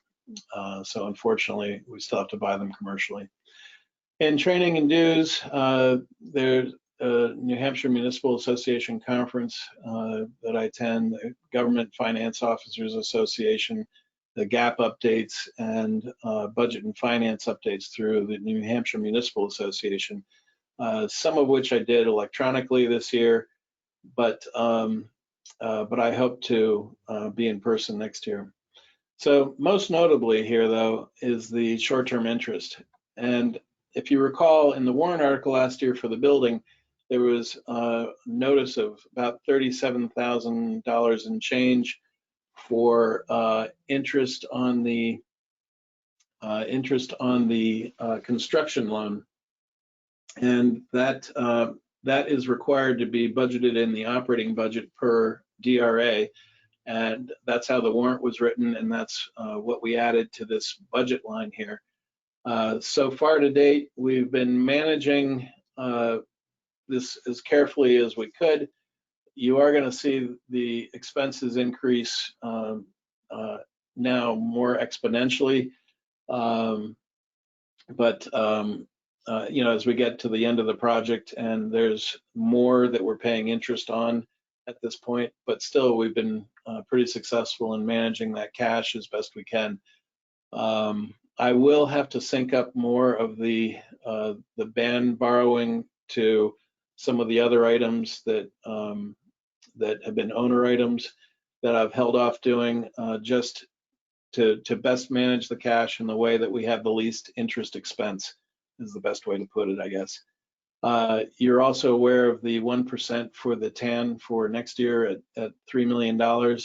And as such, I've lowered the short-term interest down to $11,000 for next year. It would have been about $22,000 for this year. So it's right about half. In long-term debt, so this is the other area. So in our principal, there in the $112,000 that's being budgeted, there is no principal for the building. It is just the USDA sewer debt that was refinanced through New Hampshire Municipal Bond Bank. You can see there's a $1.8 million balance remaining at the end of this year and 14 years remaining. So what we're hoping to do is, as I mentioned before, have a warrant article at town meeting that permits the Board of Selectmen to take the proceeds of the sale of the old police station and apply it to the principal to bring down that principal balance. And that would be, in effect, our principal payment for this year. But the way it's structured, the way we've got it structured right now is we would close on the loan in January. We'd have our first interest payment in July of 2021, and that would not exceed $51,000. And then in 2022, we would have 3/4 of the interest paid and principal for 2022 for a total payment of $183,000. And then in 2023, we'd have a full payment of $279,000. Now that's all based off of a principal amount of $4.4 million, which at this point would not include the use of the funds of the old PD. And keep in mind too, that's still an estimate because we don't have the final contingency figures on the building, but we're getting very close to narrowing that down, and we've had some improvements in things. And I'll hopefully have an update for you this next week to show you what the financial status of the building is. But essentially, if you keep in mind, this is based on a $4.4 million loan, and that we're stepping into it. So the first year, we're only biting off on $51,000 of interest. The second year, we're paying $183,000, and the third year, the full $279,000. So, and this is based on the principle of trying to maintain as steady a tax rate as possible over time. So if we were to fully load the payment into 2021, it would be a very significant hit for the town. So having said that, that is finance and debt. Any questions? And I just caution you all too, we are in process of the 1% approval, and of course we haven't signed the loan for the long term either. So these are still in process, but things are going well with that. In information technology, so there's the salary. In hardware, these are small upgrades. Hopefully, we're not going to have any large piece that we have to replace this year. I do have a few things that are required for our installation at the new PD that are in our contingency. But as you know, for the fiber installation, things of that sort, which I've already covered with the board. But here, these are for incidental things, upgrading disk to SSD drives on some of the ones that we haven't done, upgrading memory where we can, and then setting aside a little bit of money for replacement systems and at least one printer. A lot of times I can move things around where something's not getting a lot of use to where something is broken. But right now I don't have any spare monitors, and I had a whole bunch at one point in time from the state, but or federal government rather. But right now we have very little in reserve. So this is for incidentals essentially. I've broken it down. This is of course total estimate in terms of what's for the town hall, public works, or police department in terms of that hardware line, but it's more relevant when we get to software and services. In software, and I can't seem to get it to hold there. In software, and these overall IT numbers have changed slightly within the budget categories, but the overall total is the same. And one of the reasons for that is because of the changing out the contract, getting in the fiber contract, changing our phone costs and that sort of thing. So the overall total is the same as what I presented the first time. It's just a little different distribution within the budget. So in software, as you recall, we purchased the evidence software and training and then the accessories. So the what you see here is the $10,150 for TriTech is the maintenance cost plus the $450 maintenance of the evidence module plus a 5% increase, which we were noticed is going to go into effect in 2021.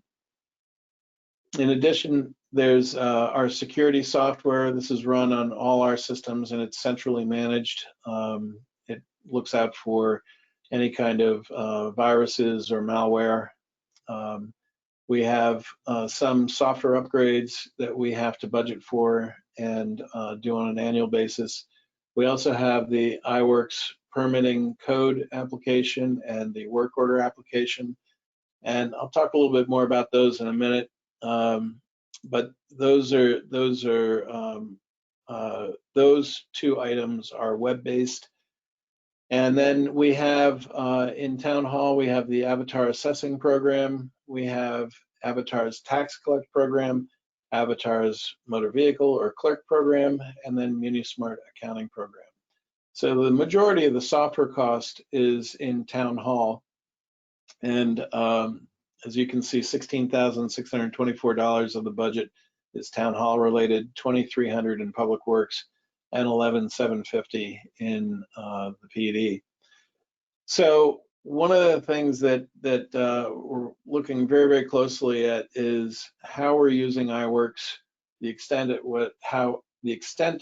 to which we're using iWorks, and functionally speaking, what we're really getting out of it to make sure we're getting the bang for the buck,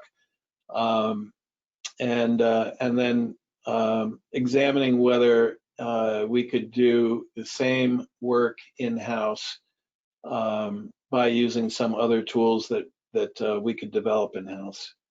So that's something that I'll probably be coming back to the board with more detail on, but that would be $4,700 that we could conceivably save out of this budget were we to do so.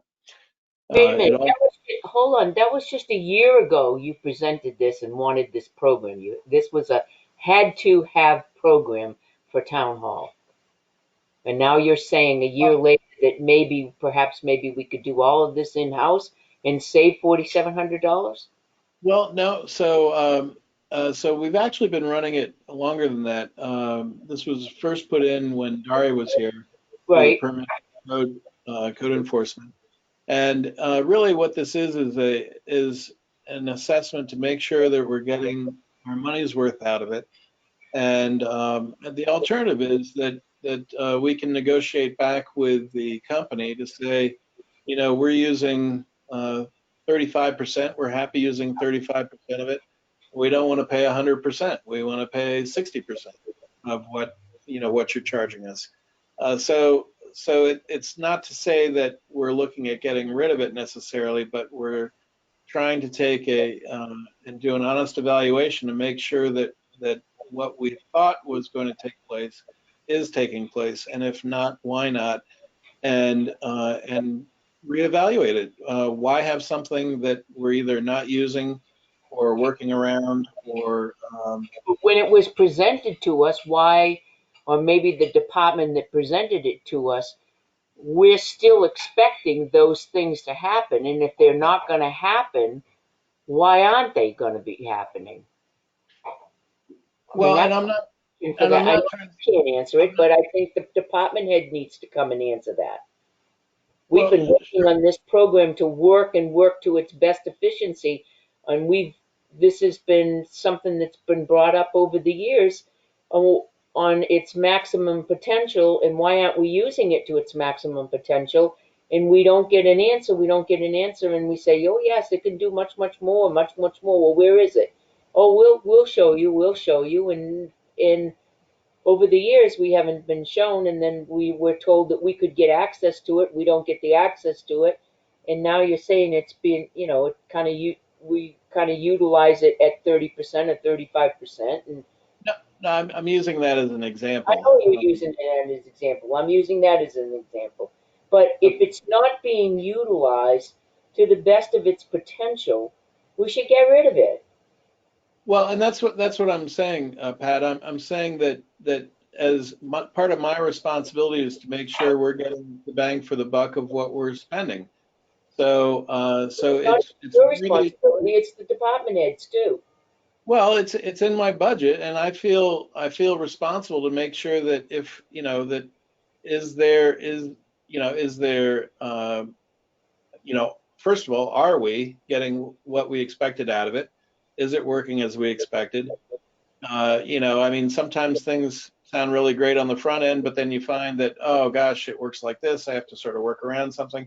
And I'm not saying that's the case, but it does require, and I think it's incumbent upon me, because this is my responsibility to make sure that we're using our products as best we can to get the best bang for the buck. You, I would be remiss not to discuss it and just to let it go and have in the back of my mind, well, gee, who cares? We're spending this money. If they use it, they use it. They don't, they don't. That's just not me. I mean, I want to go in and just make sure and do an analysis. And part of that analysis is, are we really getting the full efficiency out of it? If we're not, was there something else that we could have done? And maybe it's simply going back and negotiating with the company. Maybe it's getting more training. And I'm not saying there's a problem. I'm just saying that when I look at those two items, I am constantly thinking about how we could save some money. Well, So, I'm saying that there is a problem because when we listen to the department heads that use this particular software, and when they come before the board and present us, there's always questions from the select board, not just myself, but questions on iWorks software. And we're always getting left with unanswered questions. And so there's issues with it. And I'm not saying I'm a true believer of giving the persons and our employees the tools to work with. And I don't care how much it costs, but it really is what we should be giving them to work with. But if you have a software that you go out and it's not meeting your expectations, then we should take it off. And I think part of it is to, Kim, correct me if I'm wrong, it's a training issue. And with everything that's happened this year with the new PD, there hasn't been the time for training of I guess, effectively 2 new employees on how to use iWorks. The training hasn't happened. Would I be correct in that, Tim? yeah, I think it's been sort of a trial by fire. They do offer training. They are helpful. Their customer service is very good. But this was something that the 2 new employees inherited, and inherited how we were using it. And which is not to say that that was bad. It's just, it is. It I think it is always incumbent on us to do an analysis. I do the same thing even with Avatar's Tax Collect and assessing. Tax Collect software. Cindy gets very angry at me anytime I talk to her about Avatar versus something else. But I'm always looking at what's the cost, what are we getting out of it, what is it really doing for us, and is that the right product? And I'm not trying to suggest that we've made a mistake, but somebody has to be looking at and evaluating that all the time.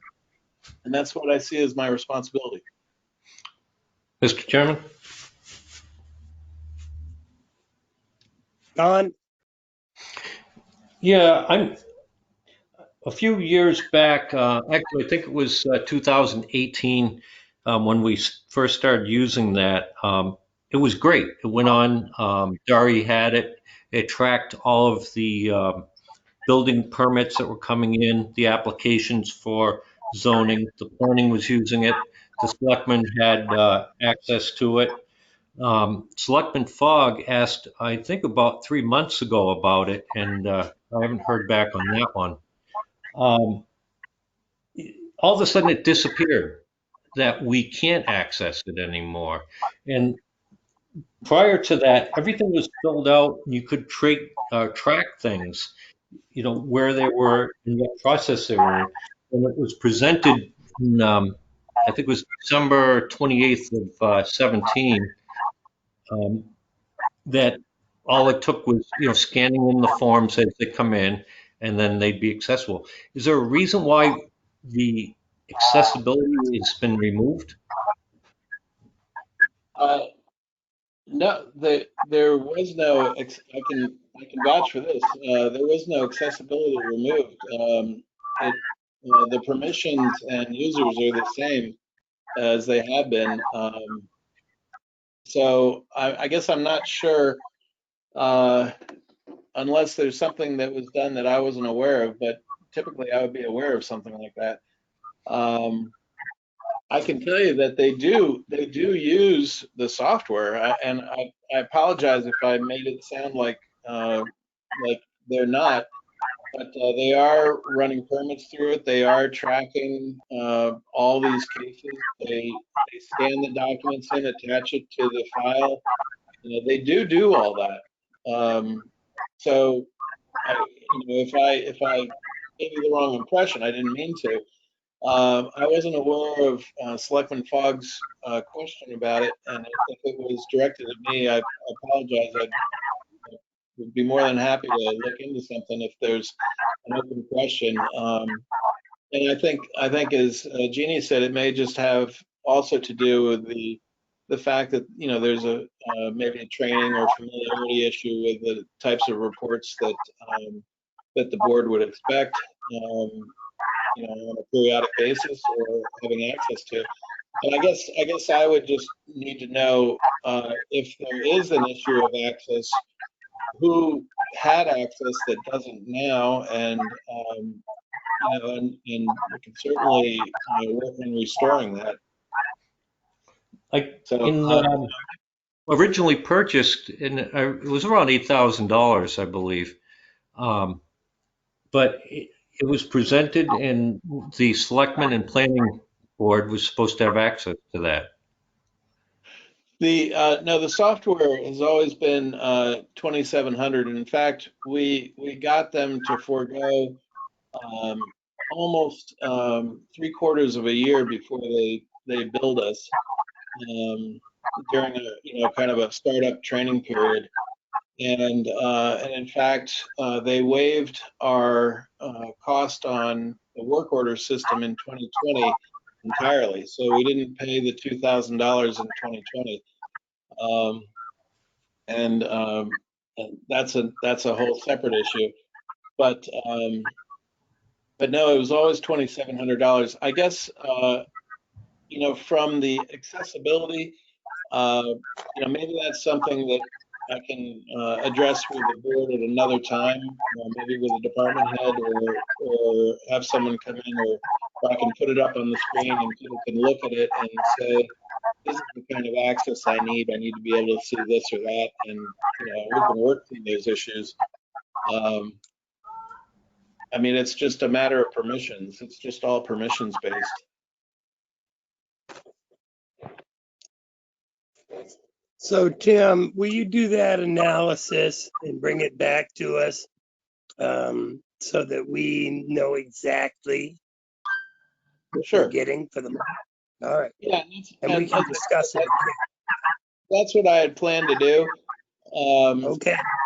And maybe this is the programmer in me, but I'm always thinking, that's not such fancy stuff. We could do that. And that's probably not a good service to the town, thinking that way. But it also helps me evaluate, and it also gives me an argument with when negotiating with someone, what we're getting out of it. And that's essentially what I was able to do with the work order system this year. We really weren't able to take advantage of it in 2020. And so in talking with the company, they waived the fee entirely for 2020. So we did not pay the $2,000 for work order system in 2020, although we still have access to it and we've been using it, but just not to the extent that that we could be. And part of that is, as you know, we had a very skeletal crew. There were challenges just in making sure that, you know, the work was scheduled and getting done, and dealing with all the issues that came up during the year. So so it really didn't afford us the time to put into it to build it out as much as we would have liked.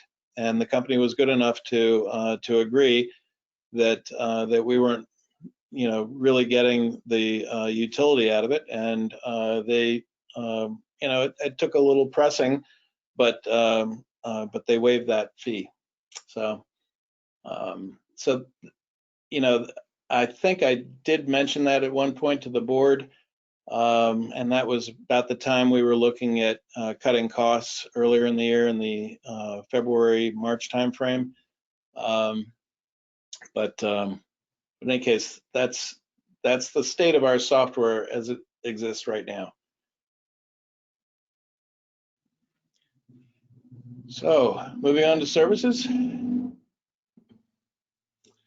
Okay, so in services, so what we have here, we're in the 4th year of our 5-year contract with Axon, which is formerly Taser International. It's $7,539 a year. That's where we get the replacement parts for the body cameras. It also includes access to and storage on evidence.com, which is Axon's repository of a web repository for agencies to store and access the recorded video. It is very highly programmed in that that an officer doesn't have the ability to delete video once the recording is recorded. It is transmitted up. Only certain levels can do something with that video, and then also the prosecutor has the ability to share a link with, say, a defense attorney or someone where they can access that evidence for a certain period of time. So the evidence.com piece is a really large part of this cost as well, and it's all within this 5-year contract. We will need to look at a new contract sometime mid next year for body cameras, and I'm sure Axon will have a follow-on contract that they'll want us to look at. Typically, it's been more money than the prior contract, so we'll have to do some work to see if that's still what we want to stick with, and if that's still makes sense, and see what other agencies are using as well. The radio recording maintenance, that's for the system that records our radio traffic. We have our phone system records the emergency line for the police department. For any calls coming in, those all get recorded, and this is for the radio portion. The copier maintenance, we are on time and materials for the 4 copiers that we have. I have looked into contracts for them, but they're really not that cost effective. The one that I would like it on is the color copier, and that's the most expensive on a contract. So so we have a good source that we use for repairs and preventative maintenance. We do bring him in for that. He's also the fellow that's going to be essentially preparing the copiers for the move. And then once they're moved over to the new PD, one of which is the large copier in Town Hall, the Canon 6055, and then the other Canon copier that's at the police station right now, those 2 will be prepared for him for the move. And then once they're moved over there, he will unwrap them and get them back into serviceable order. But the $1,800 is for his to account for the annual maintenance and any sort of repairs or parts that we need on them. Fortunately, as you recall, they all had very little use when we got them from the federal government about a year and a half ago or so, maybe 2 years ago. So I think we're still in good shape there, and we may not even spend that $1,800 in that area. The consultant, this is for Cybertron, and typically this is about 40 hours a year. I upped it this year mainly because of the new PD and anticipating that that we could have issues throughout the year. It's just hard to say, but they deal with everything from the firewalls to the servers, and we maintain our servers. We have primary and backup servers in both locations, in the police department and town hall. They are capable, if one goes down, the other server can pick back up the application that was running on the first server. But the applications that are running in both locations are divvied up between the two servers, and either one can run any one of those applications, and they're constantly updating each other, a dormant one and a live one being on one server, one being on the other, so that that we're making the most of our performance on the network as well as the reliability. And then we're doing compressed encrypted backups to another network attached storage that's on our network.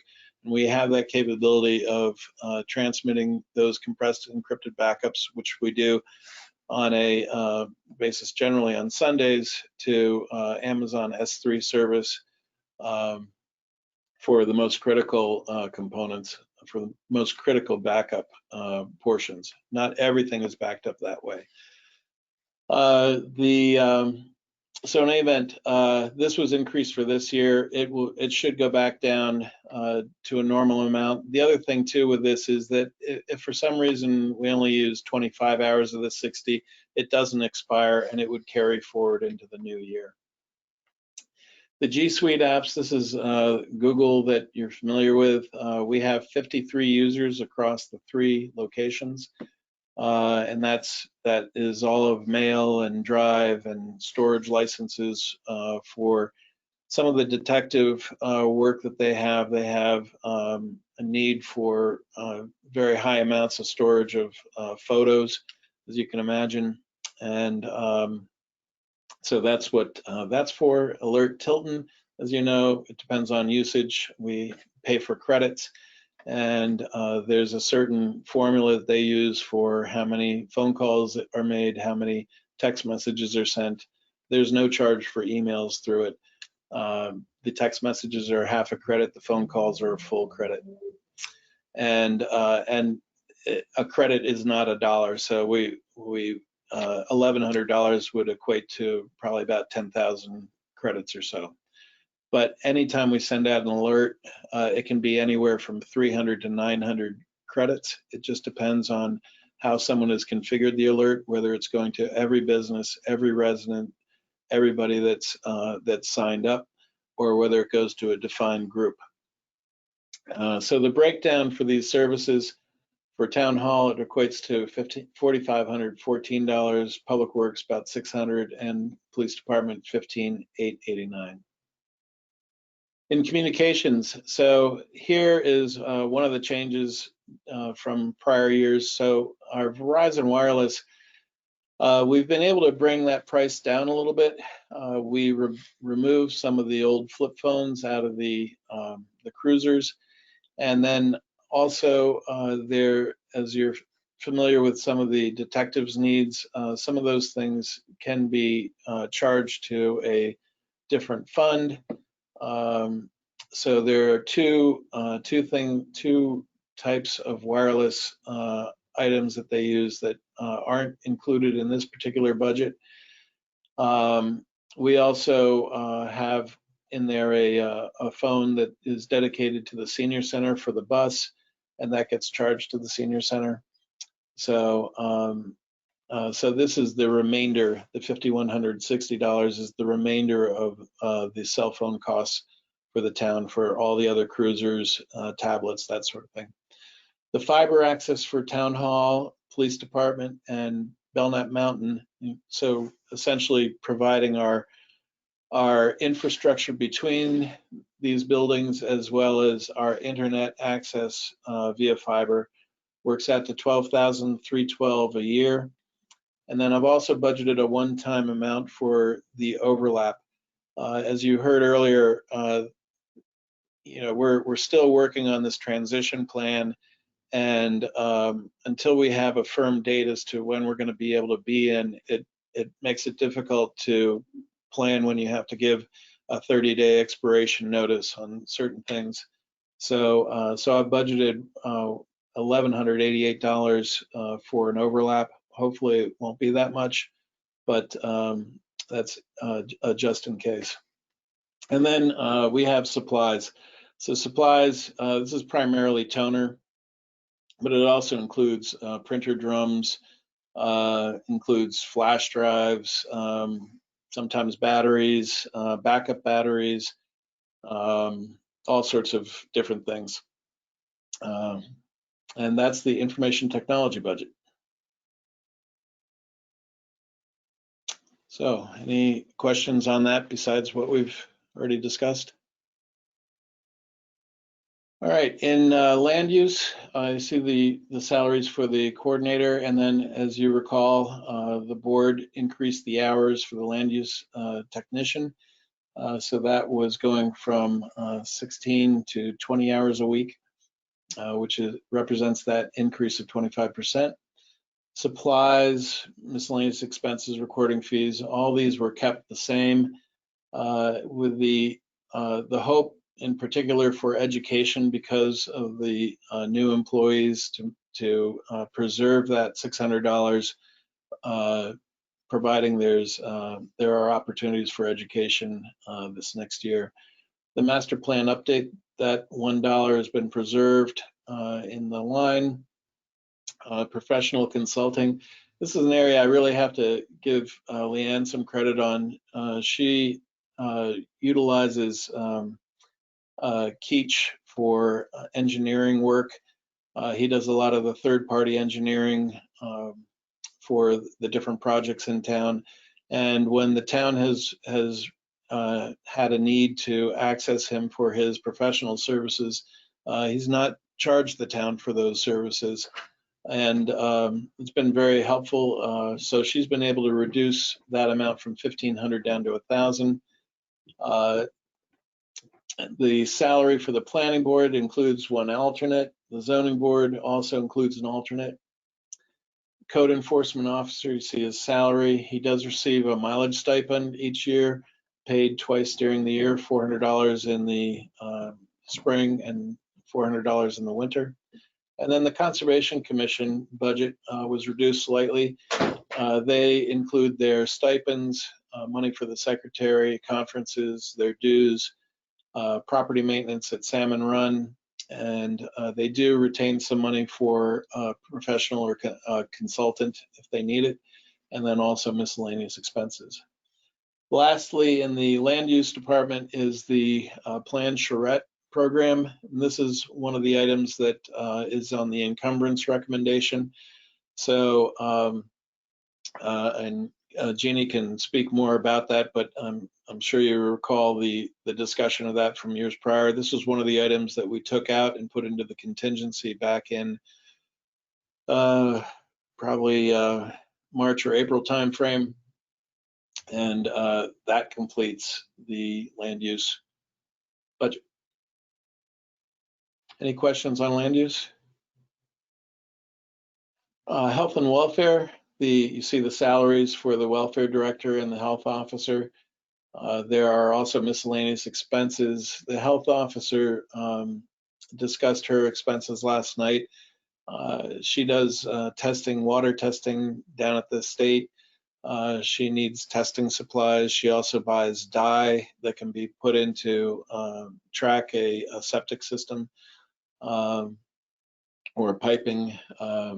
She has all sorts of other things where she collects insects sometimes or different samples of things. She also has to replace her thermometers from time to time. She takes the temperatures of buildings, in rooms when people are complaining about heat and landlord-tenant issues.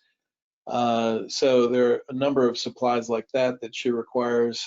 She hasn't fully spent that line this year, but it is all dependent upon what's happening out with the public. So she requested to preserve that line. The Senior Executive Committee is the committee that manages the senior center, and there are 5 stipends there at $400 a piece. The welfare director's administrative expense, she really maintains a mobile office, if you will. She not only works out of town hall, but she maintains an office over at the Family Resource Center. And then she also works out of her home as she takes calls at night and on the weekends. And she has to have supplies ready with her, when wherever she is.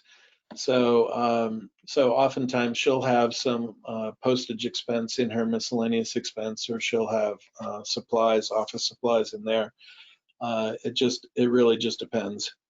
In the general assistance line, she did up that for this next year, only because I think she got a little nervous towards the end of this year. It was really a difficult management issue for her, and I have to say, I think overall she really pulled off a really exceptional management of the budget, in that she wasn't able to use any regular shelters that had been available in prior years. So when someone was homeless, she was having to put them into a hotel, and albeit while it was inexpensive, it was at a much significant higher cost than what we normally would have spent for a shelter. And she, in some cases, negotiated special rates, and in other cases saw to it where she could get other resources to help pay for that shelter for that homeless person in a hotel. And she really used a number of things to be able to pull that off. For a long period of time during the year, she was very underspent, and it appeared as though she was going to be just fine. And it wasn't until the fall hit that, and there were some particular cases that appeared to that they could run very long in those locations, and she was able to manage it. So in any event, she will probably spend that entire $20,000 by the time she's done with this month, and possibly exceed it. So she put in for $25,000 for the next year. You've heard from the Public Works Director in his budget. I will just direct you to a few things, and I'd be happy to answer any other questions in his budget. But when he met with the Budget Committee, he indicated that he could still save some additional money out of his budget, and he identified 4 different lines. Those lines were, first one was building supplies. I'm sorry, not building supplies, equipment supplies. Where is it here? I must have passed it. Equipment supplies, here we are. Let me highlight this. So in equipment supplies, there was a budget for 2020 of $6,000. He clearly underspent that. And in general, and I have to give him props too. I mean, he's a guy that looks at his budget like it's his own, like it's coming out of his own pocket, and I really appreciate that. He's very careful with money, and he tracks it very closely, so that when he is spending or getting ready to spend something, he's also making sure when it comes in that it was as he expected, and that the bill is correct, and he's really very good about that. So kudos to Kevin for that, and I've mentioned this before, but it really is an important factor, because he has a big budget, and his expenses could get out of hand. And one of the things that he really kind of brought up was the fact that he inherited the basic framework of this budget from his predecessor. And over time, he's been able to make it more his own budget and get more of a feel for what he actually needs and what he spends. And so that's why he was able to bring down some of these lines. And equipment supplies was the first, reducing it by $1,000. The next one was in gas and diesel, which I was a little concerned about, but there is quite a bit of space available. One thing to keep in mind when you look at the audited expenses year to date, what you're seeing as of December 10th reflects November's expenses through November, so you haven't seen December come through. But as we all know, fuel expenses are still relatively low. That's not to say they're going to stay that way. There is some talk that there's going to be an inflationary spiral at some point. I guess we'll just have to cross that road when we get to it. But he did reduce this by $1,000. He also talked about reducing his radio communications line. This was essentially for a new radio each year, part of a plan that he has. And the radios have taken a long time to come in. And this was one thing that we were looking at encumbering. And I believe I did put a portion of this on the encumbrance list so that that he could order it this year, and so we would not have to budget it for next year. But of course, that's dependent upon the board approving the encumbrances and budget transfers. The other line was, oh my gosh, John or Pat, you help me out here. Did I catch them all?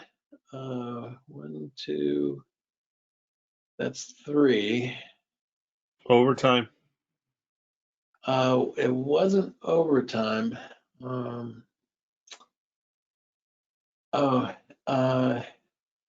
Building and grounds maintenance?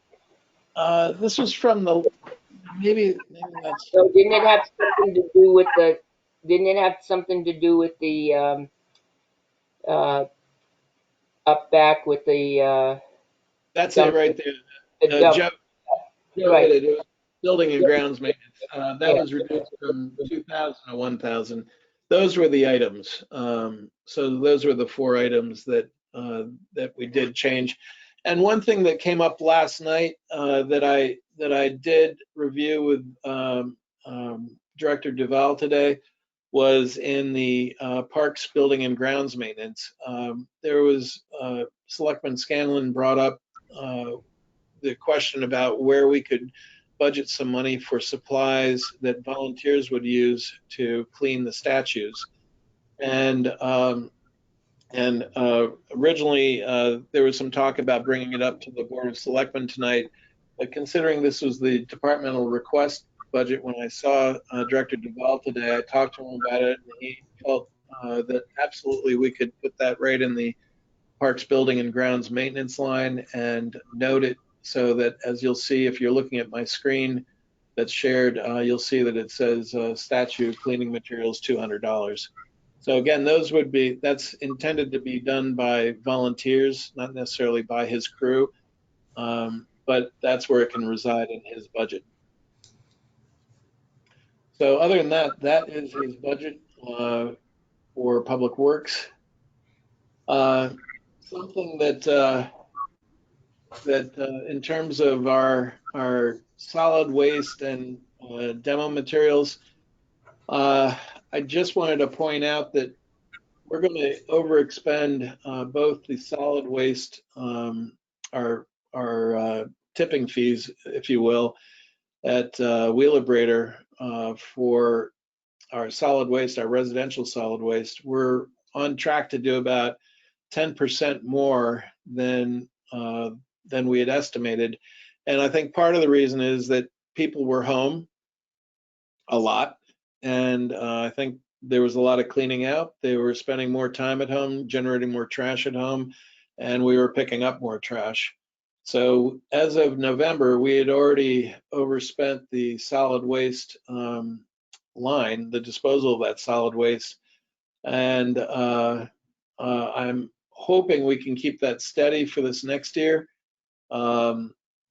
But that's an area that we could discuss and possibly change, maybe increase that line. It's really tough to say. And Joe, unfortunately, time didn't permit today, but if I remember correctly, the 7-year agreement for the solid waste with Concord Cooperative Regional Solid Waste and Wheelabrator, that contract does that expire at the end of this year? I believe it does. Yeah. So, and the reason I bring that up is because I've been waiting on Wheelabrator to give me a rate for 2021. So they're waiting on the certain CPI number that is expected out tomorrow, and so they hope to have their pricing per ton this next week. And so this might be one area where just because of the tonnage cost, we may be increasing this line, or also maybe looking at just the issues of what we expect for tonnage in 2021. We may increase it slightly as well. But I'll leave that to a future discussion of that. As you can see, the demo materials, this used to be pretty much relegated just to Amnesty Week, but I think again, not only have our Amnesty Weeks been really big, and the costs have increased in terms of the hauling by NRRA and the costs of the containers, and also people have been home and they've been doing projects at home. They've been renovating, or they've been cleaning out things, and I think what you see here is a $24,000 expense on a $9,000 budget is largely due to that dynamic. So these two items, both the residential solid waste and the demo material removal, have been budgeted the same for this next year. That's probably going to be low. So just something to keep in mind. On the curbside contracts for recycling and also solid waste, we're in the 4th year of a 5-year contract. Again, there's a 2% increase. We do pay for additional bins during the year, and we do allocate some budget for that. Sometimes that's the result of destroyed bins or stolen bins, or also new housing. But that's very, very small amount compared to the total amount. Director Duval, Town Administrator Forster, and I have met and discussed the future of what's going to be presented to the Board of Selectmen. And Director Duval has a plan that he will probably be bringing forward to you in the next few weeks to take a look at a high-level plan, and then we'll be working on the financials on that and the cost benefit of that, and so that the selectmen can start to make a decision about which direction you want to go in at town meeting in 2021 in preparation for the end of the contract and need for a new contract in future years. So that is the sanitation line. In the police department, I believe you have met with the chief, correct, on his budget. There are a few changes here. Really, the most notable items are in the ongoing maintenance of things. So our HVAC systems in the new building are, if you strip out a lot of the plumbing and you just look at the components and the costs of some of the ductwork and all the recirculators and the main systems themselves, it's just over $500,000 of investment. In fact, I think Milestone said it was almost $550,000 when I asked them for the breakdown. Of course, it depends what you include in that, but the total component line for that plus the plumbing was about $750,000. So we have a considerable investment in these HVAC systems, and there's a maintenance program for them. They are under warranty, but there's preventative maintenance that needs to be done on an annual basis, and that runs about $6,500. So in our current PD, that's considered a lot of money on any line, but that's going to be a necessary expense. And that kind of thing is what we have to sort of reframe our perception of what it costs to maintain a building, because we really kind of have to think in terms of it's 5 times the size of what we have above ground, and we should be prepared for 5 times the expense. Hopefully with the energy efficiency of the building, we'll do better than what some of the estimates are. The engineers provided the estimates on electrical and heating.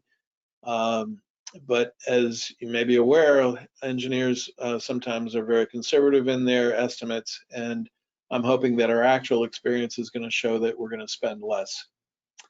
So that's really the big change within the police department budget and what accounts for the increase in the expense. In culture and recreation, the most notable item here, just to remind you, is the $17,000 for the bridge. I'll get it wrong. It's not a study, but engineering. Jeannie, help me out. You're right, it's a study. Perfect. It's a study to look at, assess its integrity and create a plan for restoration and preservation. I'm just thrilled to hear those words. You're right, because I don't often hear that from Jeannie. So sorry about that. That $17,000 is in that $19,500, and the remainder of that, the $2,500, represents the town taking on more of the expense, considering that at some point in the near future we'll be the owners of this island. So other than that, you can see the requests that have been made. The Tilton Events Committee, if you recall, that was the 150th committee that changed their name, and they're hoping to have sponsor events in town. Outside agencies, if you've tuned into any of the budget meetings, they've spent a tremendous amount of time on the outside agencies, analyzing their costs in relationship of what the town pays versus other towns, how much money they've received in federal money through either PPP or other programs, and in general really dissected.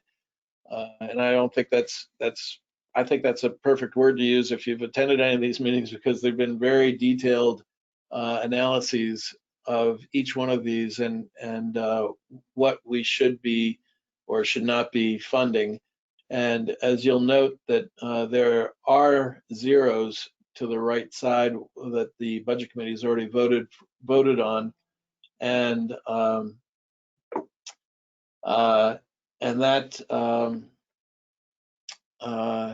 that is pretty much it. So that's where we stand in the overall budget. The changes that were made represent a 3.9% increase, as I said before.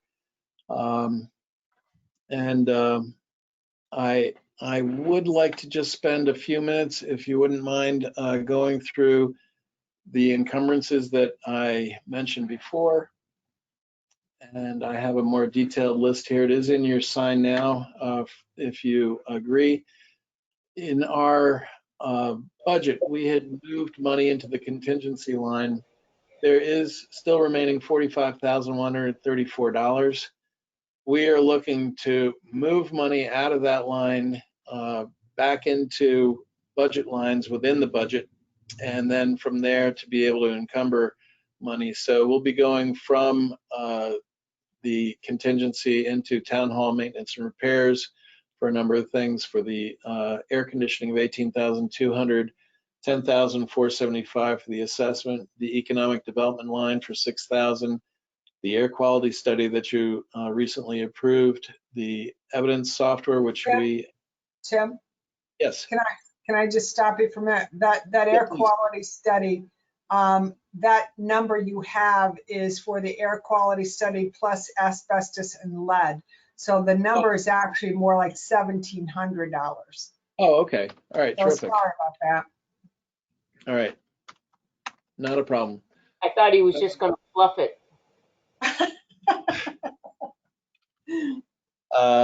And it would help to spell evidence, right?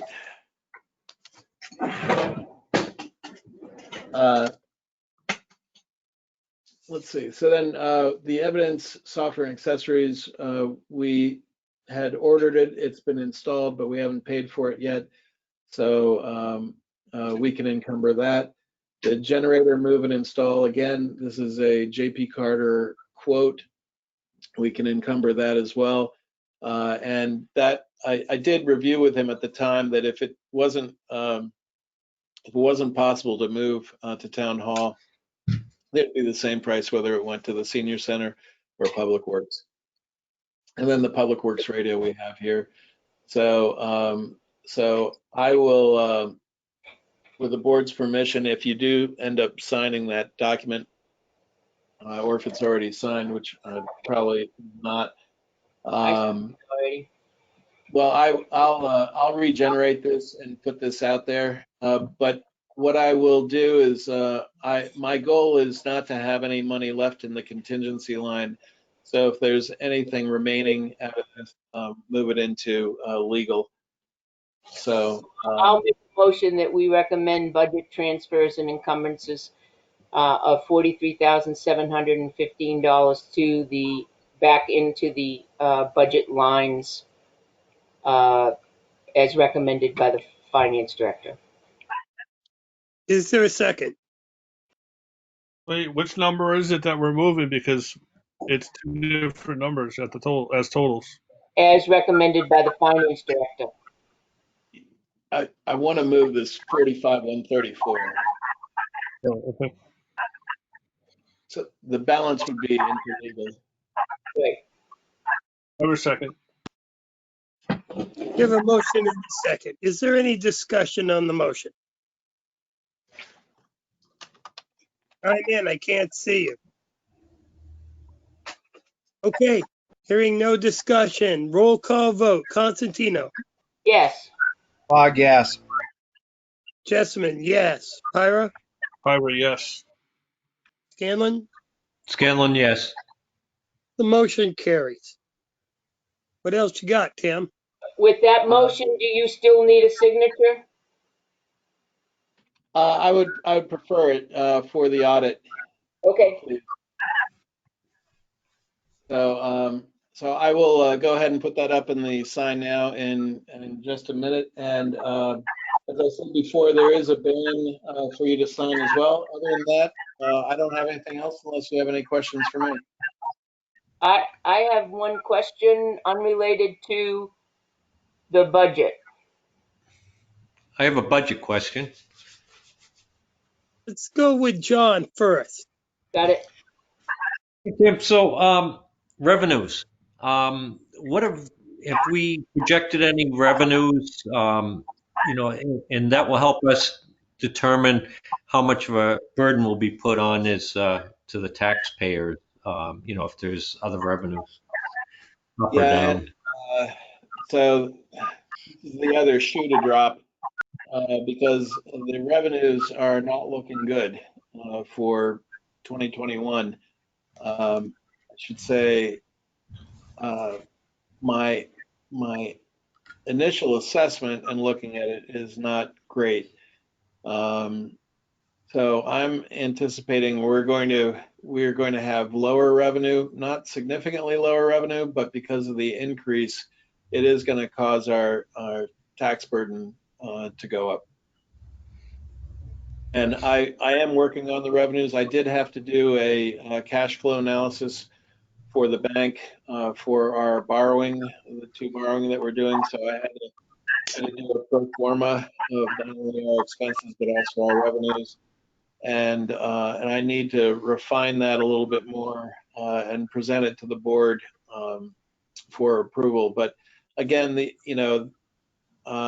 revenues are always estimated. We don't have any concrete way of knowing other than our our history in certain areas and there were things that I thought were going to do very poorly by the end of this year and have really rebounded.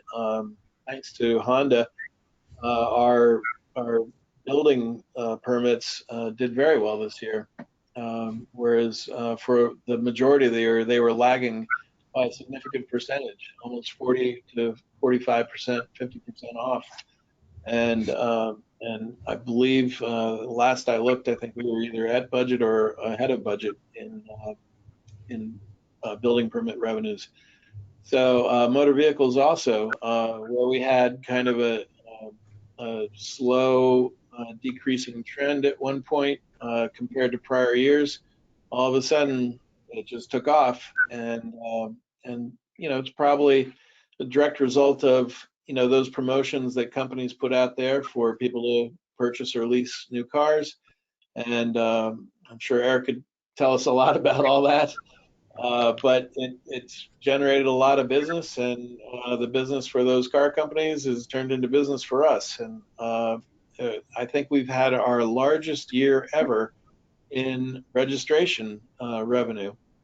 And will we do the same next year? Are people going to buy as many cars next year, lease as many cars next year? I just, I don't know. I mean, I used to drive a 10-year-old car with, like 160,000 miles on it. So I'm not a good one to be thinking about stuff like that. But it's been very strong, and more than likely, trends that are in place tend to persist for a while. And if it does start to drop, we should, it's not going to fall off a cliff. We'll start to see, some type of movement. But again, by the end of the year, that's when we do our revised revenue estimates. And that does give us the ability to make use at tax rate setting time of the fund balance if we need to help offset that. So, wish I had better answer for you. Yeah, that's an area of concern because, we can say that we're getting a 3.9% increase on spending, and that's it. It's down from the 5.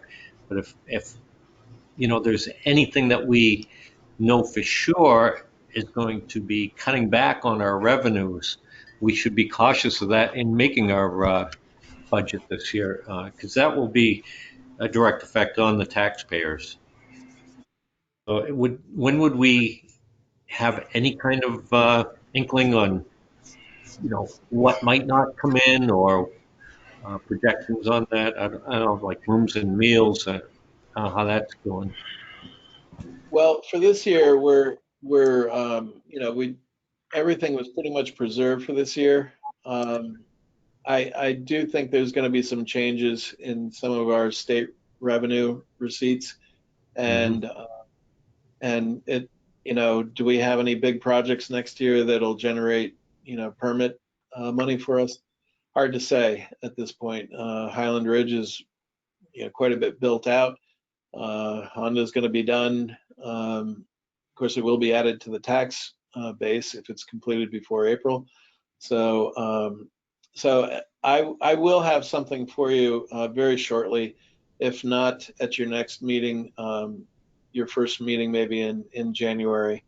And as I said, I did have to do a rough pro forma for the bank, and it's at a higher level for the bank. So, I have to break that down into the lines, but I do have a basis by which I can use and I can present to you. Yeah, I guess it's time to try and polish that crystal ball, but you never know. Next. Are there any other budget-related questions for Tim? Pat? I have a manifest question. Oh, sure. On 7/15 and 7/23, we paid $200 each for Russell Drew to tow the 2017 F550 Ford dump truck. What was going on with the dump truck? 2 different times. On the July 15th and July 23rd, we gave Russell Drew $400, 2 different times for the dump truck to be towed. Hang on, let me get to, let me get in there.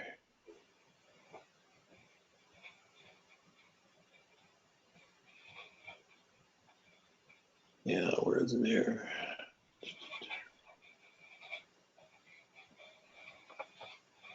All right.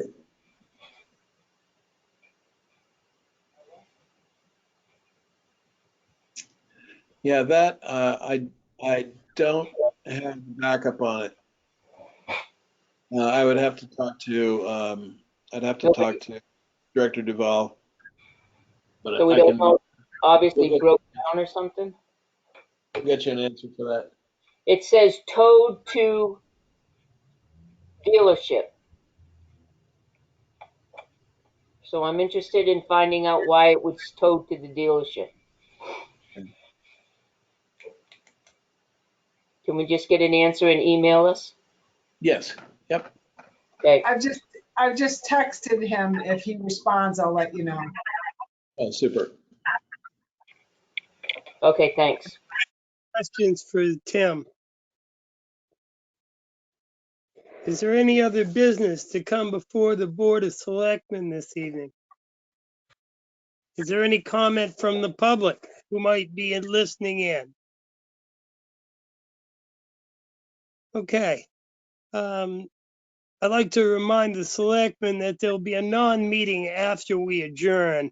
So please remain on the call because Tim will turn off the recording and remove any public from the meeting and monitors it so no one can join. I make a motion at this time to adjourn at 7:27 PM. Is there a second? Second. We have a motion and a second. The motion to adjourn is non-debatable. Roll call vote. All those in favor? Constantino? Constantino? Sorry, Constantino, yes. Fog, yes. Yes, yes. Ira, yes. Scanlon, yes. Okay, we stand adjourned. Selectmen, please stand by. Okay, here we go. Hold on.